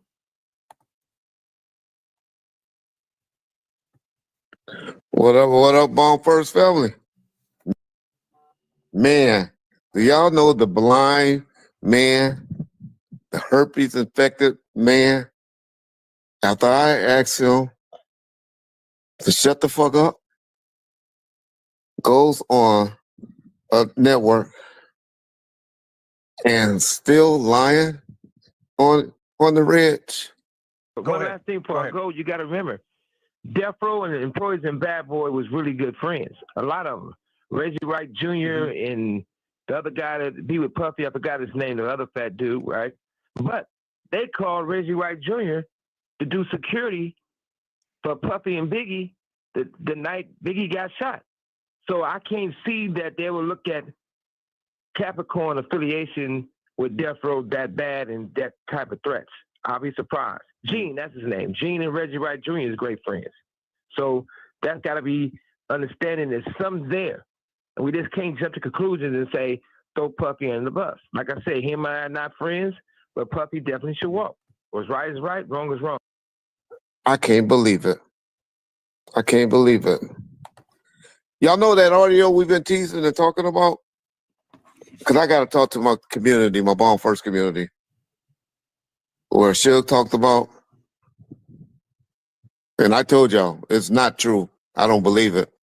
But Suge talked about, because I came across it, because I got a whole bunch of audio, and man, I got to apologize to my boy Rick in advance, because I didn't know that. I didn't catch until recently that was his voice on the audio talking to Suge. When they talking about the stuff that allegedly supposed to happen to Tupac. Y'all got to tell me in the comment section, do y'all want to hear it?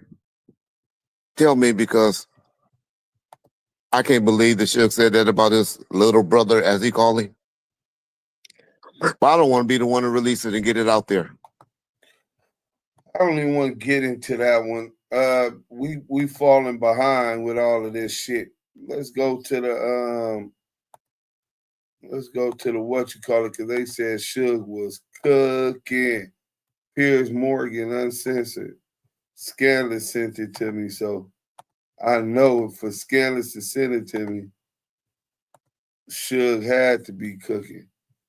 Shout out to my white partner in the UK, Scandalous Los Angeles TV. You know what I'm saying? The Mountaineers. Salute to the Mountaineers. Piers Morgan's Uncensored said he'd be more happy in prison. Suge Knight spill on Diddy from behind bars. Nasty. He's not guilty on majority stuff. He'd probably be more happy in prison than in the streets. Because at least in prison, he can get all the baby all he wants. Puffy didn't have sex with too many higher up people in the industry. Now, I'm not talking about women. It's a big world, but it's a small circle. Ray saying Puffy death with lovers. It was a murder for hire hit.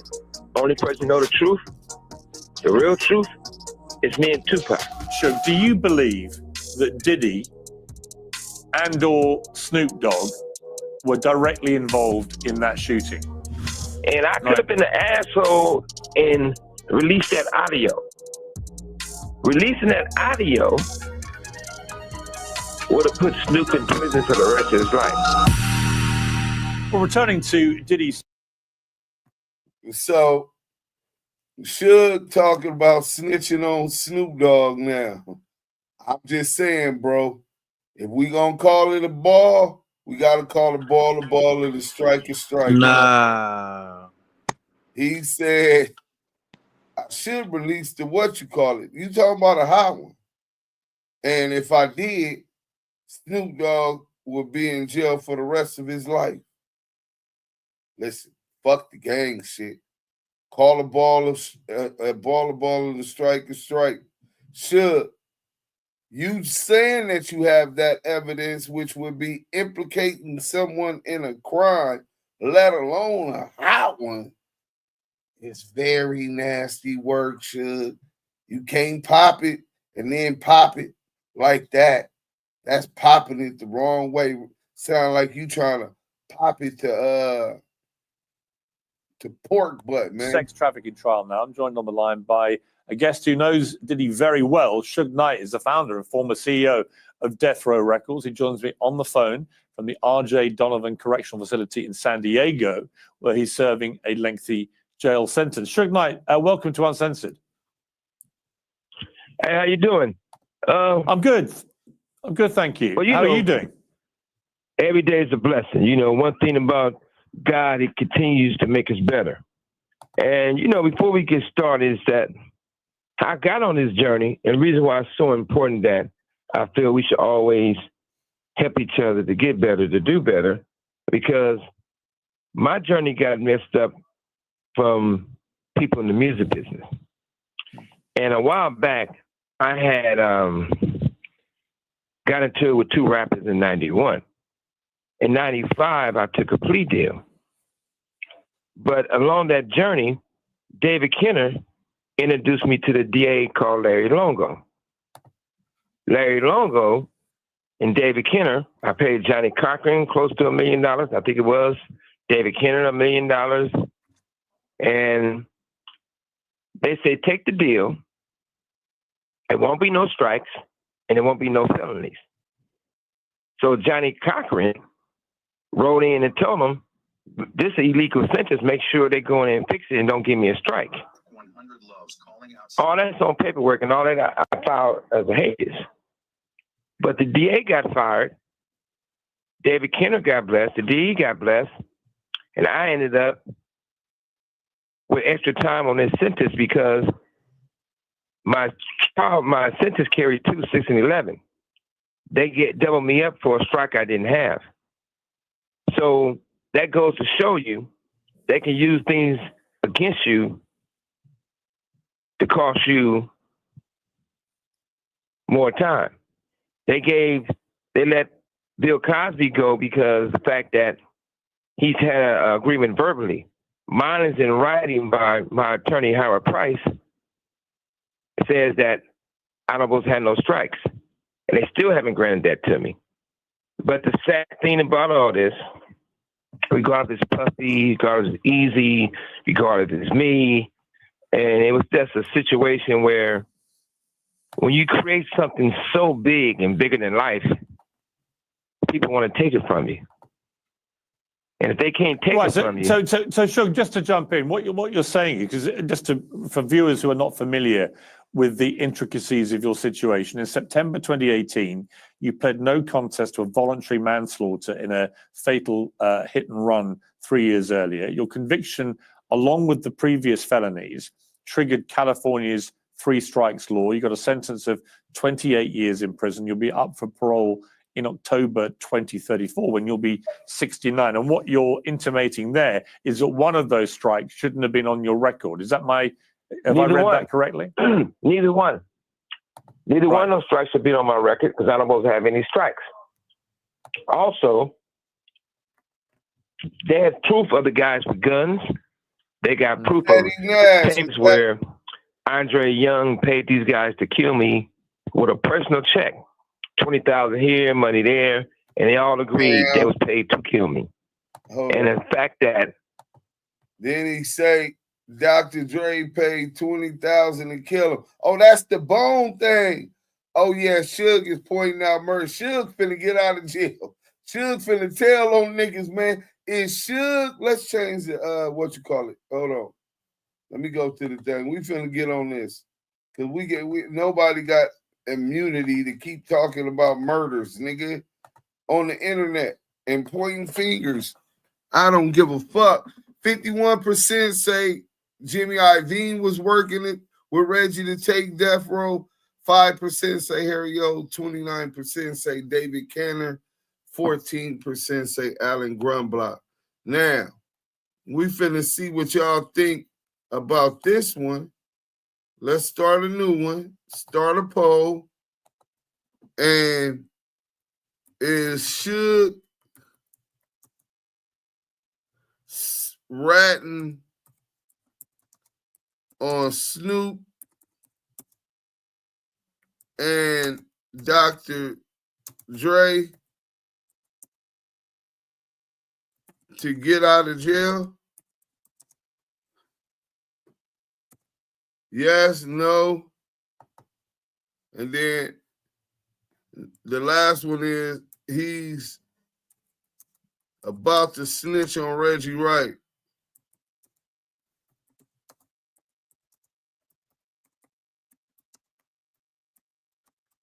Junior and senior.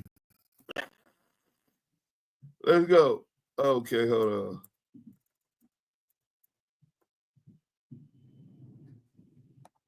He about to snitch on Reggie Wright. Let's go. Back to the content. This is some good shit. Suge, if you really look at the whole content, man. situation, it started with One Oak. Same people at One Oak got shot 7 times. Same people at Tams tried to kill me. Same thing if the FBI says it's a price on your head, they want to kill you. So when somebody tried to kill you and you get away, how did I end up in prison? But the most important thing about this, they denied me to go. They wouldn't let me go per, but David Kenner, my attorney, did the most crookedest thing on record that you can possibly do. And this is a guy who's getting this, they're trying to disbar him in 24, 25, 21, and they never reported that to the courts or to me. But past that, the situation is this.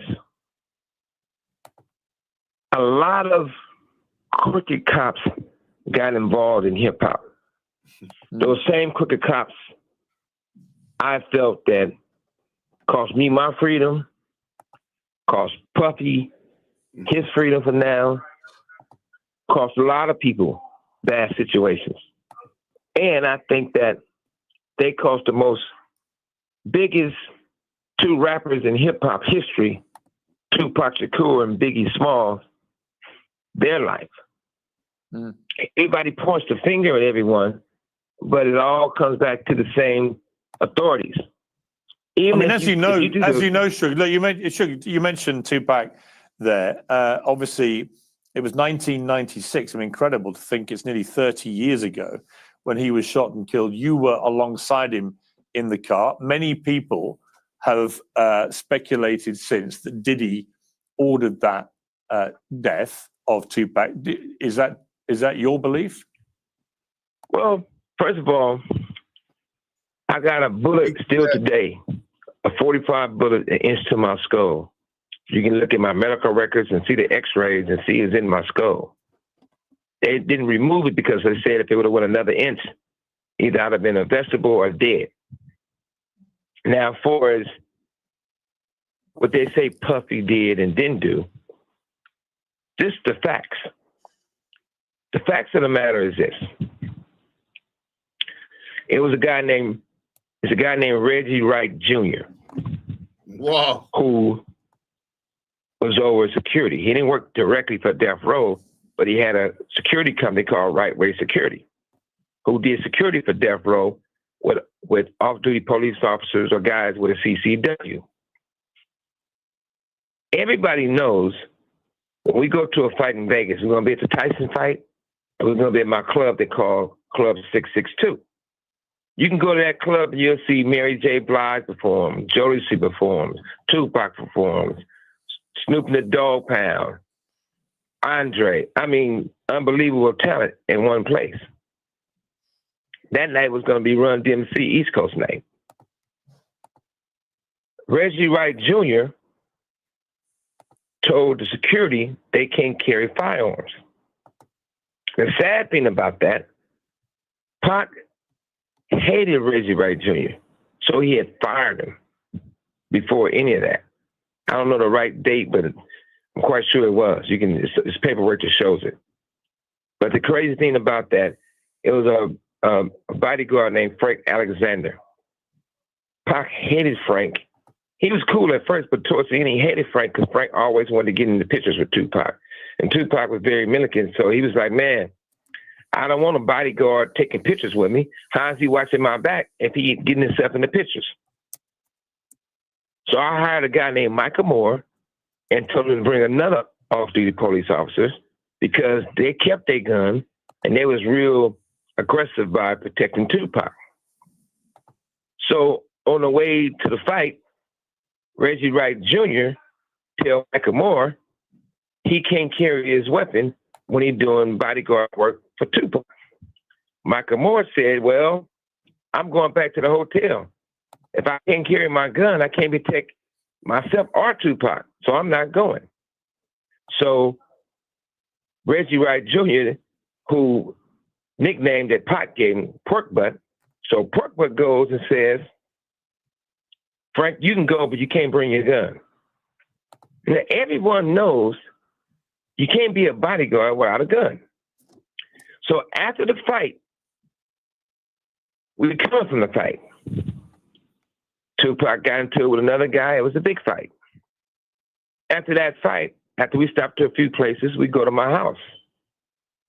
I told Frank, I told all the security, I told everyone, Pac just beat up a well-known gang member. Send 4 or 5 guys extra to the house to escort Tupac to the club. Reggie Wright Jr. refused to send the security guys, refused to show up. Let's talk about that right there. Hey, we got a super chat, y'all. We got a super chat.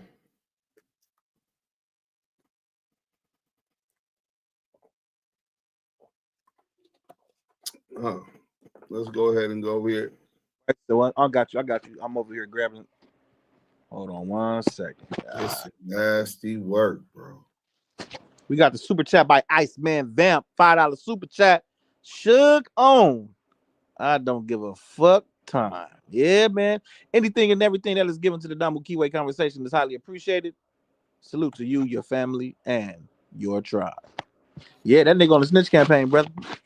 Hey, yeah. I was waiting for you to get out there. Listen, bro. I ain't gonna lie, nigga. When a nigga up against all that time, if these niggas just all get to talking about murders on the internet. We got another super chat, y'all. Can we get to that real quick? Yes, we can, brother. We have Yaya's Kids with the $20 super sticker. Salute. Anything and everything that is given to the Damu Kiwe Conversation is highly appreciated. Salute to you, your family, and your tribe. So far, we got 41 votes. Everybody go ahead and vote on that poll. Is Suge ratting on Snoop and Dr. Dre to get out? Yes, 46%. 20% of y'all said no. And then 34%, over 1/3, say he's about to rat on Reggie Wright Jr. This is nasty work, man. Hey, listen, Suge, I appreciated the interview. You went to that PC yard. I still didn't judge you. But this is some nasty work. You doing this yourself. We can't see Loose Coochie do it and not call him out on it. See Wack do it and call him out on it. See Rico the Rat Rose do it and call him on it. Hey, Suge, you foul, nigga. This is nasty work, bro. That wasn't a coincidence. It was a murder for hire hit. We was blocked in. It was more than one shooter. Only person know the truth, the real truth, is me and Tupac. He's not there to tell it. Only person knows is myself. But Reggie Wright Jr. tried to change the whole story of the narrative, what actually happened, and he was not there. During that situation, Snoop, who everyone knew at the time, wanted Tupac dead.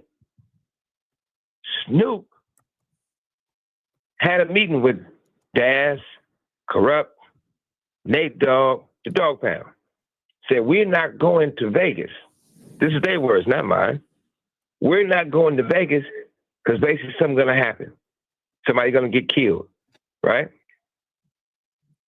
So Corrupt tells the story. Daz tells the story. Warren G tells the story. Now, what Daz says, when Snoop said that, I said, damn, we can't go to Vegas. Who's going to get those niggas? They're already going to get guy, basically. Corrupt tells the story and says, once he tells everybody they can't go to the fight and can't go to Vegas, turns around, Nate Dogg says, I'm going to go to Vegas. Yeah, because I'm going to Vegas, I don't got to be around basically me and Pac. He said, as long as I ain't around them, I don't have to worry about getting shot or getting a stray bullet. That lets you know, premeditated plan. Warren G says, when the fight was going on, he was watching at his house. Snoop came over to watch the fight. Snoop had a walkie-talkie. These walkie-talkies, he only got this walkie-talkie that I bought for security and the principal that security doing security with. And they worked on all the West Coast. So if you're an artist and you going to the mall or you going somewhere, they have a walkie-talkie, security have a walkie-talkie. If you're not 69. going to an event with any of the security details, you don't have a walkie-talkie. Because I didn't buy that many because I wanted to be exclusive. They had them out who was needed. For the PC Are you there? Yes, I'm here. Yeah, so Snoop comes in, according to Warren G, and he got this big walkie-talkie. They start hearing the gunshots. When we getting shot, Snoop listening to it in real time. Pow, pow, pow, all over the radio. That's when he tell him, hey, I got to go. They just killed Tupac and shot Suge. How would you know? Nobody said that on the radio. You just heard the shots. Now, Reggie Wright Jr. and Michael Moore in the car.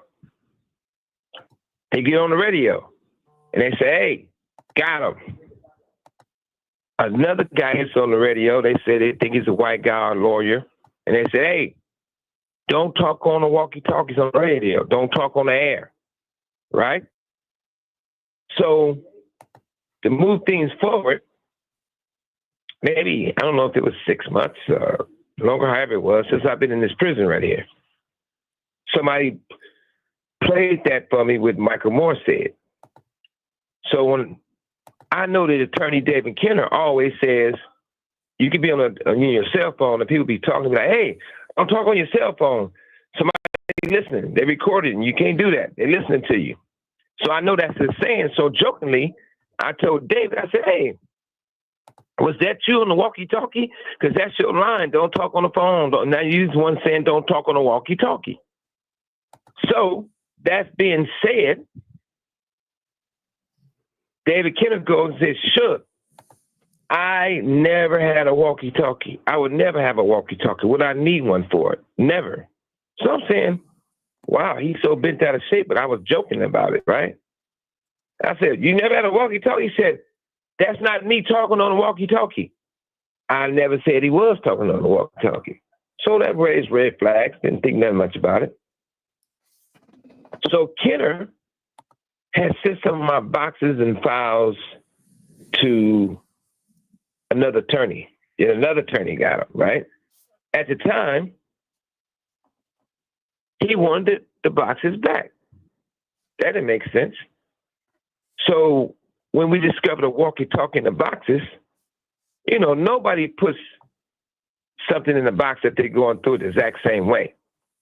So the walkie-talkie, my guess, probably was in one box. And when they looked at everything and reading through everything, and they was asking me about this walkie-talkie, they had put it in another box. Kenner, a guy named Steve that works for Kenner, went and grabbed the boxes from another lawyer he has it. Went and stole the wrong boxes that the walkie-talkie was in, but we still got the walkie-talkie. I said, send me a picture of it. So on my tablet, they can send photos, so they sent me a photo of the walkie-talkie. It blew me away. One part of me, it made my blood boil. Another part of me, I just seen Tupac face flash all in my mind. I said, these motherfuckers involved with the assassination. So I tell Kenner about it. I said, David Kenner, you said you didn't have a walkie-talkie. Now you had one. So after that, our relationship after 30-some years went cold. He went and told the judges. He started trying to pull off my case. He tried to sabotage my case. He did, and everything I'm telling you about is the proof. So ultimately, Suge, look, it's fascinating stuff because I remember this all happening in real time. So it's fascinating just to hear you talk it all through in this way. It's like a sort of murder mystery episode. But ultimately, I've got two questions. Do you believe Diddy had anything to do with it? Because it sounds to me like you're more convinced that Snoop Dogg had more to do with it. Was Diddy involved at all, do you think? And if it wasn't him, then who do you think ultimately ordered that hit? This is the thing. This is what Let's get into this. So he's made it clear that, now mind you, shout out Stand on the Media. Stand on the Media said he's telling his story. That's how he look at it. What happened to him? Yeah, what happened to him? He's a person. All of us were able to speculate about this because we don't know shit from shit, right? All we know is what's on the internet, even what people call conspiracy theories.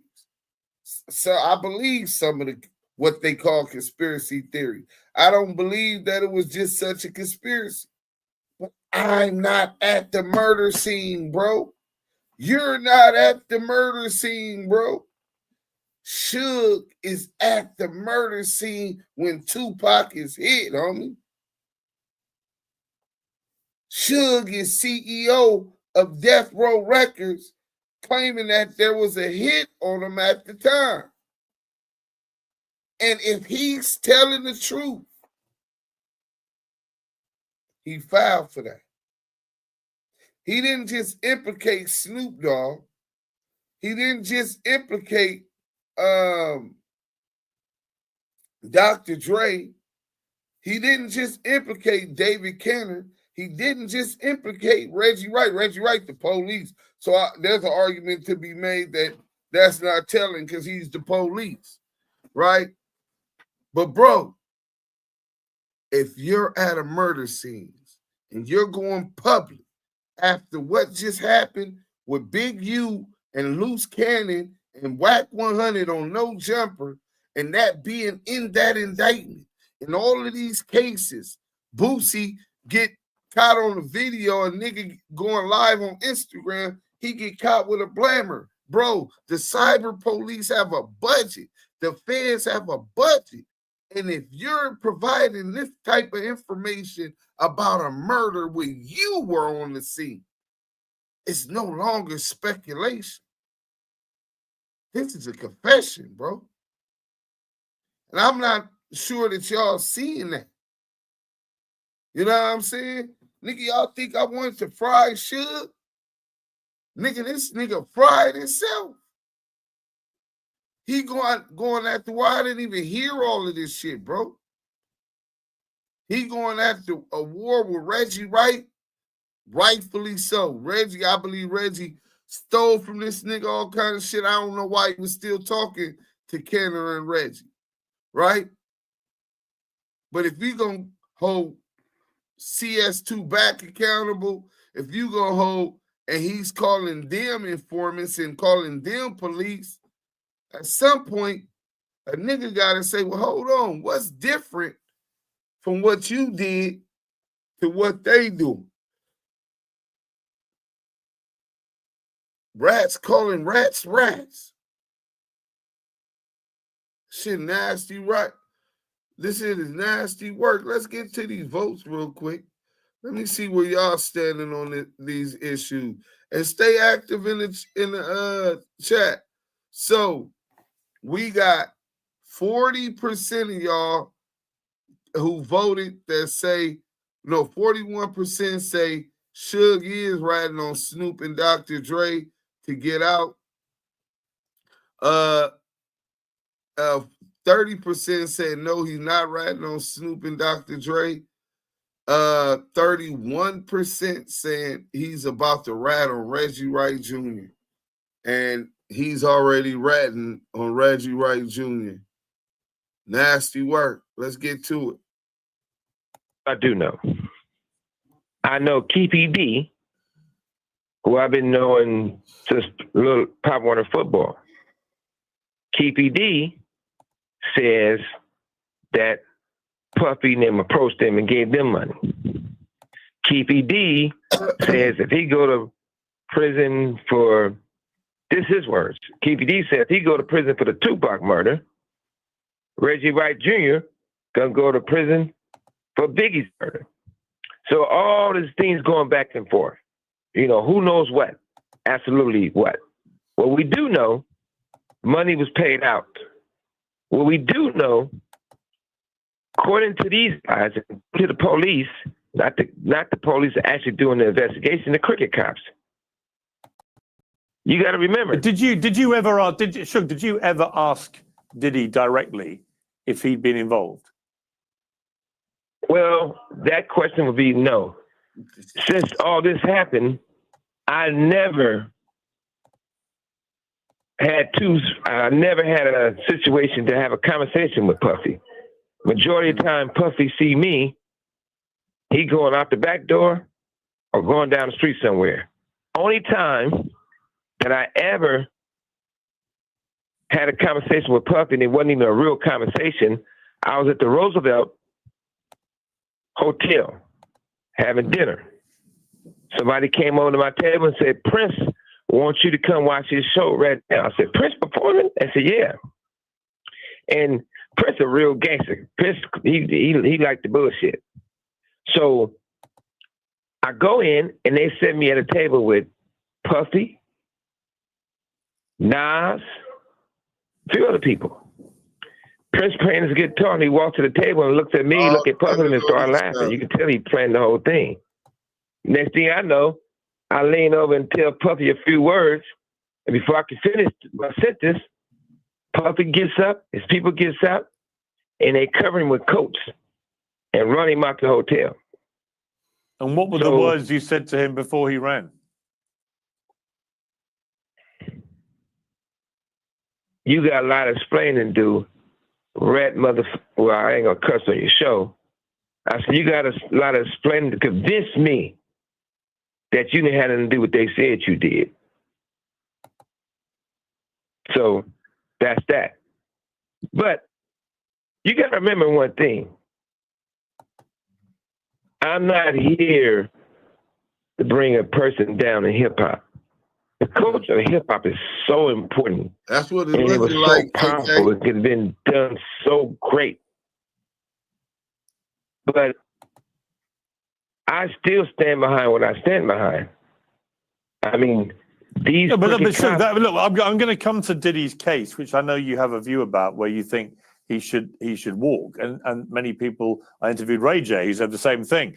But obviously you've just revealed a very fascinating moment where you confront P. Diddy in a club when he's known as Puffy at the time, and you basically tell him he's got a lot of explaining to do about the murder of Tupac and the attempted murder of you. I mean, that's a dramatic encounter. Yeah, and you know, go and tell him. It's a big world, but it's a small circle. You know, Ray J and Puffy was closer and closer. And Ray J tells a lot of stuff, and it's not up to me to tell the story because that's Ray J's story. But Ray J and Puffy definitely were lovers. Puffy allegedly gave him $10 million to, for an album. They never put one song of two brothers loving each other, whatever it's supposed to be. It's just, to me, we have so much. If you look at all the bad things in hip. Hold on, man. Hey, shout out to all the B team. B team, we gotta have a meeting. Ray J and Diddy was lovers. If you believe Ray J and Diddy were lovers, hashtag Ray J and Diddy. Hashtag Ray J and Diddy. If you believe Ray J and Diddy were lovers. Suge said that Ray J and Diddy were lovers. Nigga, Hip hop.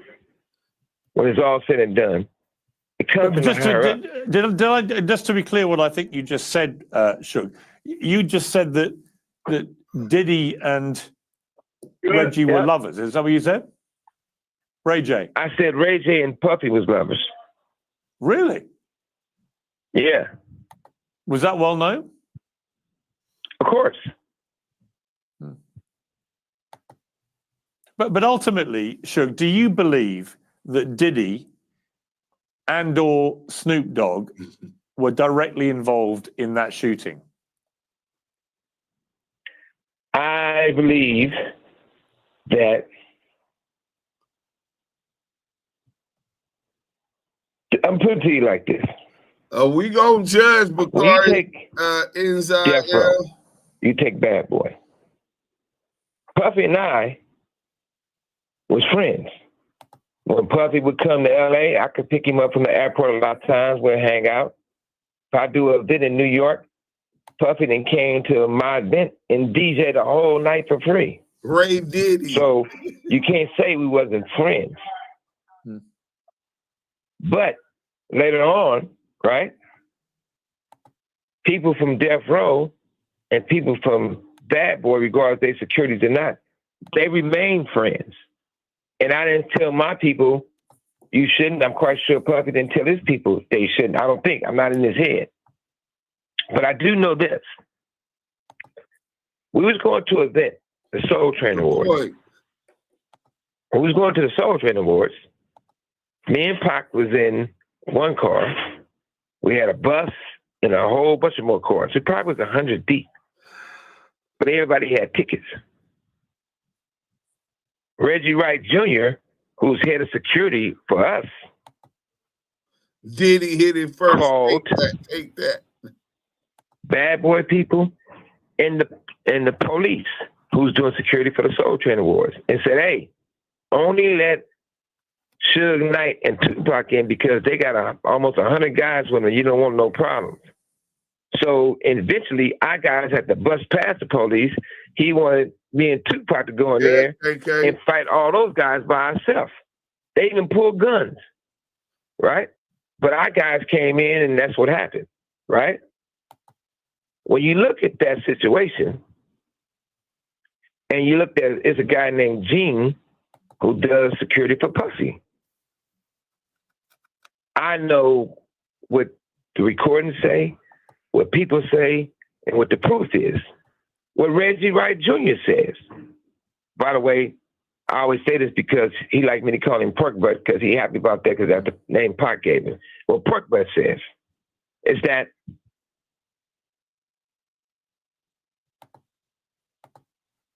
Bad Boy guys called Reggie Wright Jr. to hire him to do security for Biggie and Puffy and them. I don't know what time it was. I was in county jail that Biggie got shot and later died. And I was trying to figure out how is it, why would they call Reggie Wright Jr. when he worked for us? And more importantly, why is Gene and Reggie Wright Jr., according to Reggie Wright Jr. own words, that they still friends? I know that Reggie Wright Sr. is higher up in the sheriff. I mean, he might have been a lieutenant. Has anybody told you that Diddy was involved? I'm not even throwing nobody on the bus, but you know. I'm not asking you to name them. I'm not asking you.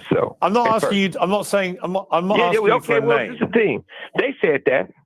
KPD said that. It's a check says that. But at the same time, like I said before, this is what you got to really understand. They took Reggie Wright Sr., who's over the gang, you know, Compton better than anyone, off the case basically, because they said his son was involved in the assassination of Tupac and me and get shot. And Frank Alexander, in tears, told me that these people was all involved. And that's why he did not perform the way he was supposed to perform. And if you really look at the other situation, he got interviewed by the grand jury, Frank Alexander, and he lied to him at first. He said everything started over a chain, which is a lie. He says when we walk into the MGM, Orlando Anderson tried to snatch Tupac chain. So the second day he go to get interviewed, he said, I got to clear up something. I lied the other day. He said, why'd you lie? He said, Reggie Wright Jr. told me to say that they tried to snatch Tupac's chain, which was a lie. My thing is, do you think you can tell that these police, the messed up area investigation there is to mess up purposely. No, I hear you. I mean, do you think we're ever going to know for sure who was behind that assassination of Tupac and attempted assassination of you? I'm quite sure we will find out, because there's a few people who finally trying to get it right and tell that real story. And they've been going through a lot of times with that story, because you had guys like Snoop and Reggie Wright Jr. and all these people calling these people, trying to basically threaten them. It's an audio of Snoop Dogg basically admitting why Tupac's dead. He's admitting why he died. And my thing was, how would you know all this if you wasn't involved? And I could have been an asshole and released that audio. Releasing that audio would have put Snoop in prison for the rest of his life. That's how powerful it is. What's happened to that audio? So, what'd you say? What has happened to that audio? Oh, it's still there. But he's admitting the truth. And it's real sad, the fact that even though Snoop didn't buy Death Row, he never purchased Death Row, he just registered the name to try to use the name of Death Row. And he can't show you paperwork, he can't show you the proof. But what he could show you the proof of, it's crazy about him, because one day he's talking about doing a gospel album and praise the Lord with a robe. The next day, he's trying to do songs regardless if he's talking about me and other people. I don't know which one he ever going to get. It's two sides to the devil. One day he wearing blue fingernail polish on his hands and switching. The next day, he a Crip mascot. But what I do know is that it's real sad that Universal and Interscope will let this guy run around and speak on Death Row or Tupac or anything to help him promote stuff when they know his involvement with the assassination of Tupac. His own words put him in the cell. So Amazing. It's so sad that when something comes out, these guys turn around and try to flood the media with different stuff, with different narratives. Reggie Wright Jr. Let me ask you, and his family let me ask you. to say cops. I hear you. Let me ask you directly now just about the Diddy trial, because you've said that you believe he should definitely walk, which is pretty extraordinary given what you've just been telling me about, Diddy's possible involvement in trying to kill you. But why do you think he should walk from this case? Well, number one is that this. To say he's part of a racketeering and make a case, they would have to put other executives in custody also, which they would never do. It's a guy named Jimmy Iovine. I consider him family. Been known him forever. Jimmy Iovine used to be a second engineer, and then he started working for Interscope, and I made that company. I built that company, me personally. And Puffy beat up a girl named Capricorn. Beat the shit out of her. Jimmy Iovine, one of Puffy guys, and Puffy approached Capricorn. And Jimmy told Capricorn, you're going to take this money and you're going to shut your mouth and leave it alone. And I'm going to give you $1 million. Puffy didn't give Capricorn $1 million. Jimmy Iovine gave Capricorn a check from Interscope. And Universal should be ashamed of their fucking self that this big old publicly traded company will allow Interscope to give this girl $1 million check. And this woman, rapper, not a singer, just to not be a clear, producer. just to be clear, Capricorn Clark, she's actually been giving evidence in the case. She was your former assistant, and she No, she wasn't my assistant, but she did hang around Death Row. She was Puffy's assistant. After she hung around Death Row. But what I'm trying to say is, she worked for Death Row. Jimmy gave her that $1 million check. She got mad because she felt that's a settlement check, and the settlement check, you don't supposed to take taxes out of it. So when they told her she had to pay taxes on it, she get pissed. But I feel bad for Capricorn, not because she's just lying, but I feel bad for Capricorn on the simple fact she went through a lot. But the other part about all this, if you're not going to say nothing to Jimmy and Interscope for doing something illegal, why would you just put Puffy in prison? The other thing is that, do Puffy do weird stuff? If Puffy got on the stand and told the truth, I know he'll walk. If he got on the stand and say, look, I'm gay and straight. I mess with guys. I mess with women. I do it all. Puffy not guilty for the things he did to these people. He's guilty for being a cold, freaky man that want freaky things done to him. But in the Cassie situation, they could not say he was having sex with the man also, because that'll make him like his orgy. It won't be like sex trafficking. It won't be like forcing stuff to do. But at the end of the day, there's no way Puffy should go to prison for the rest of his life. He should have. I think that. Go ahead. I was going to say, Suge, you talked about Capricorn Clark, that he beat her very badly. He beat Cassie Ventura very badly. He was clearly very violent towards women. That's not a nice man, somebody who does that, clearly. But what you're saying is you don't. My point is this. I don't mean to cut you off, but it's like this. I'm not saying Puffy not guilty on majority stuff. He should go to, he's done, right? Because even if he went to prison, it'd probably be a better thing. He'd probably be more happy in prison than the streets. Because at least in prison, he can get all the baby all he wants. He can have all the men he wants, anyway, anyhow, and all day and all night. But what I'm trying to say is that some of the things, the charges is not true. But I know they're not going to let Puffy go to prison. You know Puffy not going to go to prison. They been knew that Puffy was beating these women. They been knew what Puffy was doing with these men. They been knew. I told the people before that in Hollywood, and by the way, they never tried it with me. In Hollywood, we go out there with Andre Young, we go out there with Puffy, we go out with any of these people. that used to be in that building to go talk to Jimmy and all these other guys, Russell Simmons, Andre Arell, they had the thing where they take a hard-boiled egg.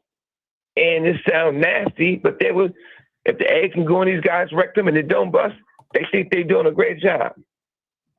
And if you look at the pictures, you'll see Puffy and another actor. The guy was married to Katy Perry. After I said this, people start finding pictures of these guys holding up the hard-boiled egg. Only thing I'm saying is, the bottom line is this. Debbie Killer Suge Knight don't wear a shiny suit and dance in the videos. I'm in prison illegally. I'm kidnapped.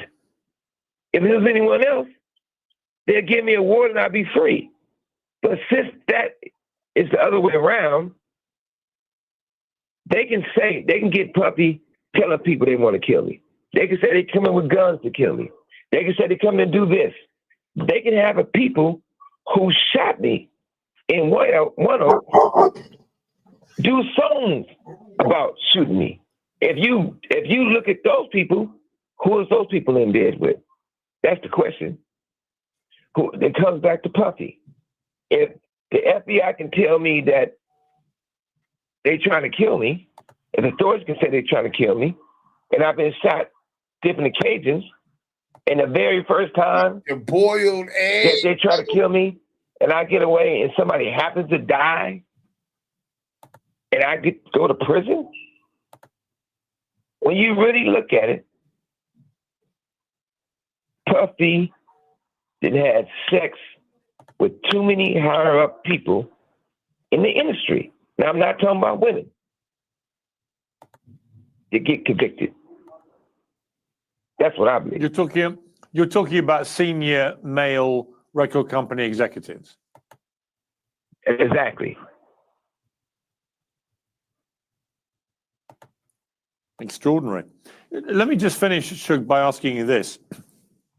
You were there when one of the all-time most famous music icons was killed. You were sitting next to him. What was the last thing that Tupac said to you?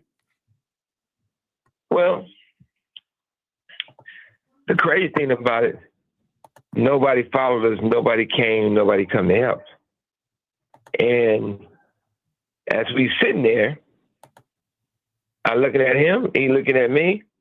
I said, man, look, we ain't gonna go straight ahead this way to the hospital. I'm gonna do a U-turn and we're gonna go to the hospital off of Las Vegas Boulevard. He said, why? I said, because it's more lights and more people. And he said, well, let me drive.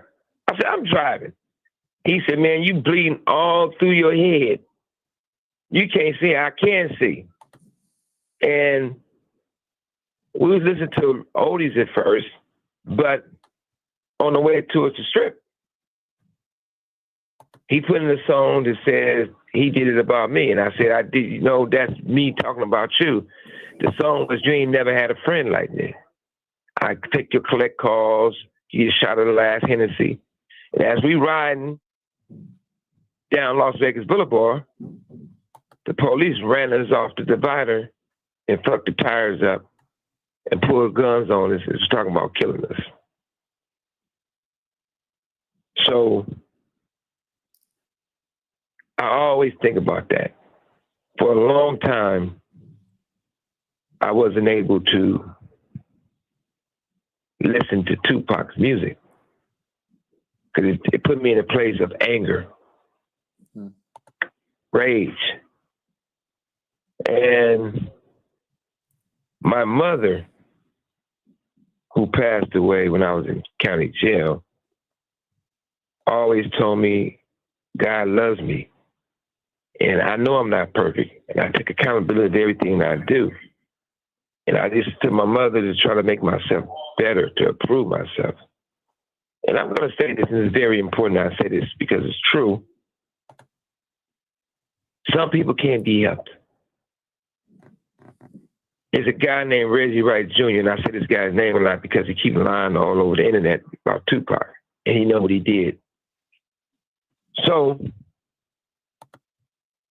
when I knew that he was trying to kill himself because he can't walk and he got to wear steamy shoes to make himself better, he got a great mother. I even know his father. So when everybody was laughing and said he wanted to commit suicide, I called him to give him some encouragement.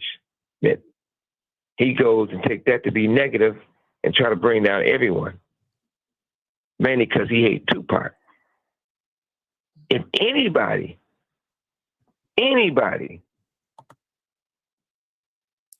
had a lot of involvement of the Tupac situation, I know Perk Bud had his hands in it. I know the fact that people can get a show and call it Bomb First behind Tupac's saying in his songs. And every person they bring on that show talks bad about Tupac. Talking about he was raped, he was a punk, he was scary, he was stupid. All these things are definitely not true. This person involvement of the assassination of Tupac Shakur. I do know one thing.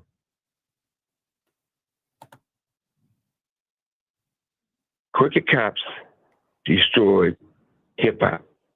When I talked to Tupac and I said, look, man, you and Biggie need to do an album together on Death Row, of course.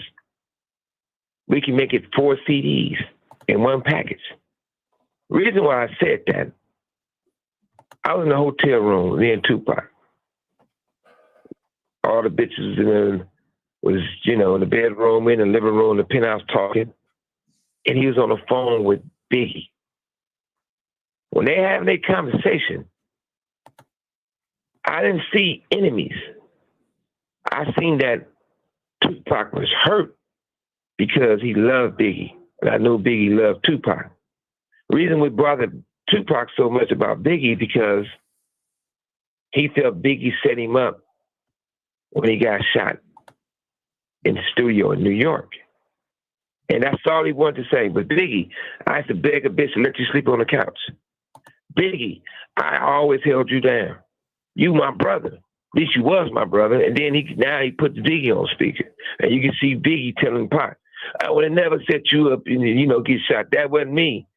And then to the point where, to one point, he sort of threw Puffy in the bus. And the reason why I say sort of, because he said, Pac, you my man. He said, that's more like Pup. Well, he said, I ain't gonna say all that. Basically, I wouldn't have did that to you. And I could see Tupac was relieved, but he was still angry at the fact he felt that Biggie didn't do nothing to stop it. We're going to go ahead and end that one there. Yeah, anything you want to say and build on as related to the content today, man? This shit is going crazy. We'll probably be back on it tomorrow. I still got to interview the homie. The homie got some fire music coming. We going to be politicking with him soon. We got some other content coming. I'm being Scandalous. Yeah, what you want to say about this? We're going to make this one short. I can't get my thing to fucking go in, bro. Pause. Oh, you can see the thing that you can see the thing. You can see the thing. No, I'm just saying when you said you can't get the thing to go inside, and I said pause. He threw that bitches in there. Shit crazy, all the bitches. Compton Rick Rock. Hey, Compton Rick Rock, I totally agree with you. I disagree because I believe that we have the platform, we have the opportunity to unify and stop being on the nigga shit and giving voice to this great talent that's coming up off the West Coast and making new history. Because this death row shit, what we seeing is the unfolding of the entanglement. Gloves off. All of the swords are finna come out. Right. Are the weaknesses that's been hidden all of this time. And even when you got somebody like Suge, who is legendary, a player out the land, a Compton resident, legendary, and he on here pointing the finger at multiple peoples about murders. I'm not gonna condone that, especially because just because you a Paru, nigga, that's the exact reason why I can't condone that, nigga. That's not how the Parus I know get down. It's not how the Bloods I know get down. And you doing that from that S&Y yard. So you always had this in the back of your mind, bro. And now you were unleashing it. Now he playing. We're gonna continue covering it, but don't act like we don't see the truth, man. Facts. I'm gonna just say this, man. With all the with all the people coming out on the internet exposing shit, you know what I'm saying? And then they go to jail, and then they go ahead and do shit like this, like pull out their aces in the deck. This is the shit we talking about. This is it right here.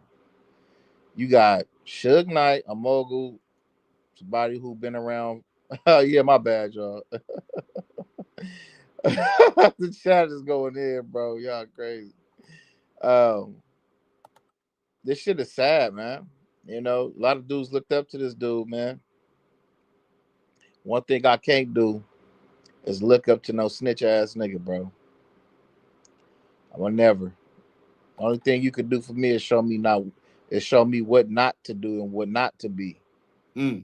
It's a lot of real dudes before the internet was, you know, public like this, that would say things, real things, to their brothers and, you know, the youth in the community, and, you know, they'll say real shit. But then you give platforms to CS2 back and what is the other dude name? Charleston Rat. You know what I'm saying? You got 600, you got all these other clowns, and you know, you niggas get on here, get the popping hot shit, get the quoting real niggas that been quoting the quotes, you know, for many moons ago, and they considered real. Nah, just because a rat say something real don't make him real, homie. And I'm over it, bro. The West Coast the West Coast can't be over with. You want to know why? Because you got Deuce Sims and Yael that's standing on business, that don't condone ractivities. You know what I'm saying? Like niggas ain't compromised for no check. Niggas ain't out here talking about some, oh, you know what, we just gonna fuck with the rats because that's what's in.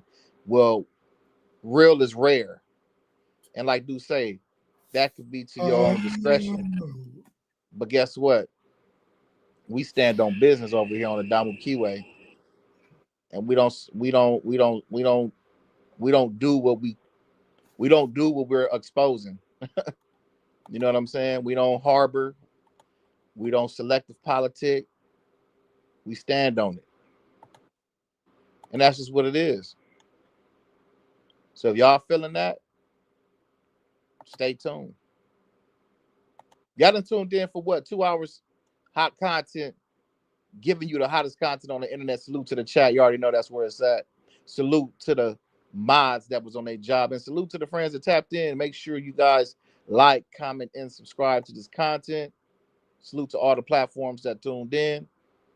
You set with Deuce M's, the Don, Yael, the Kiwe pop star, bringing you guys the receipts with the authentic voices of the culture and the West Coast. Damu Kiwe Conversations. We out.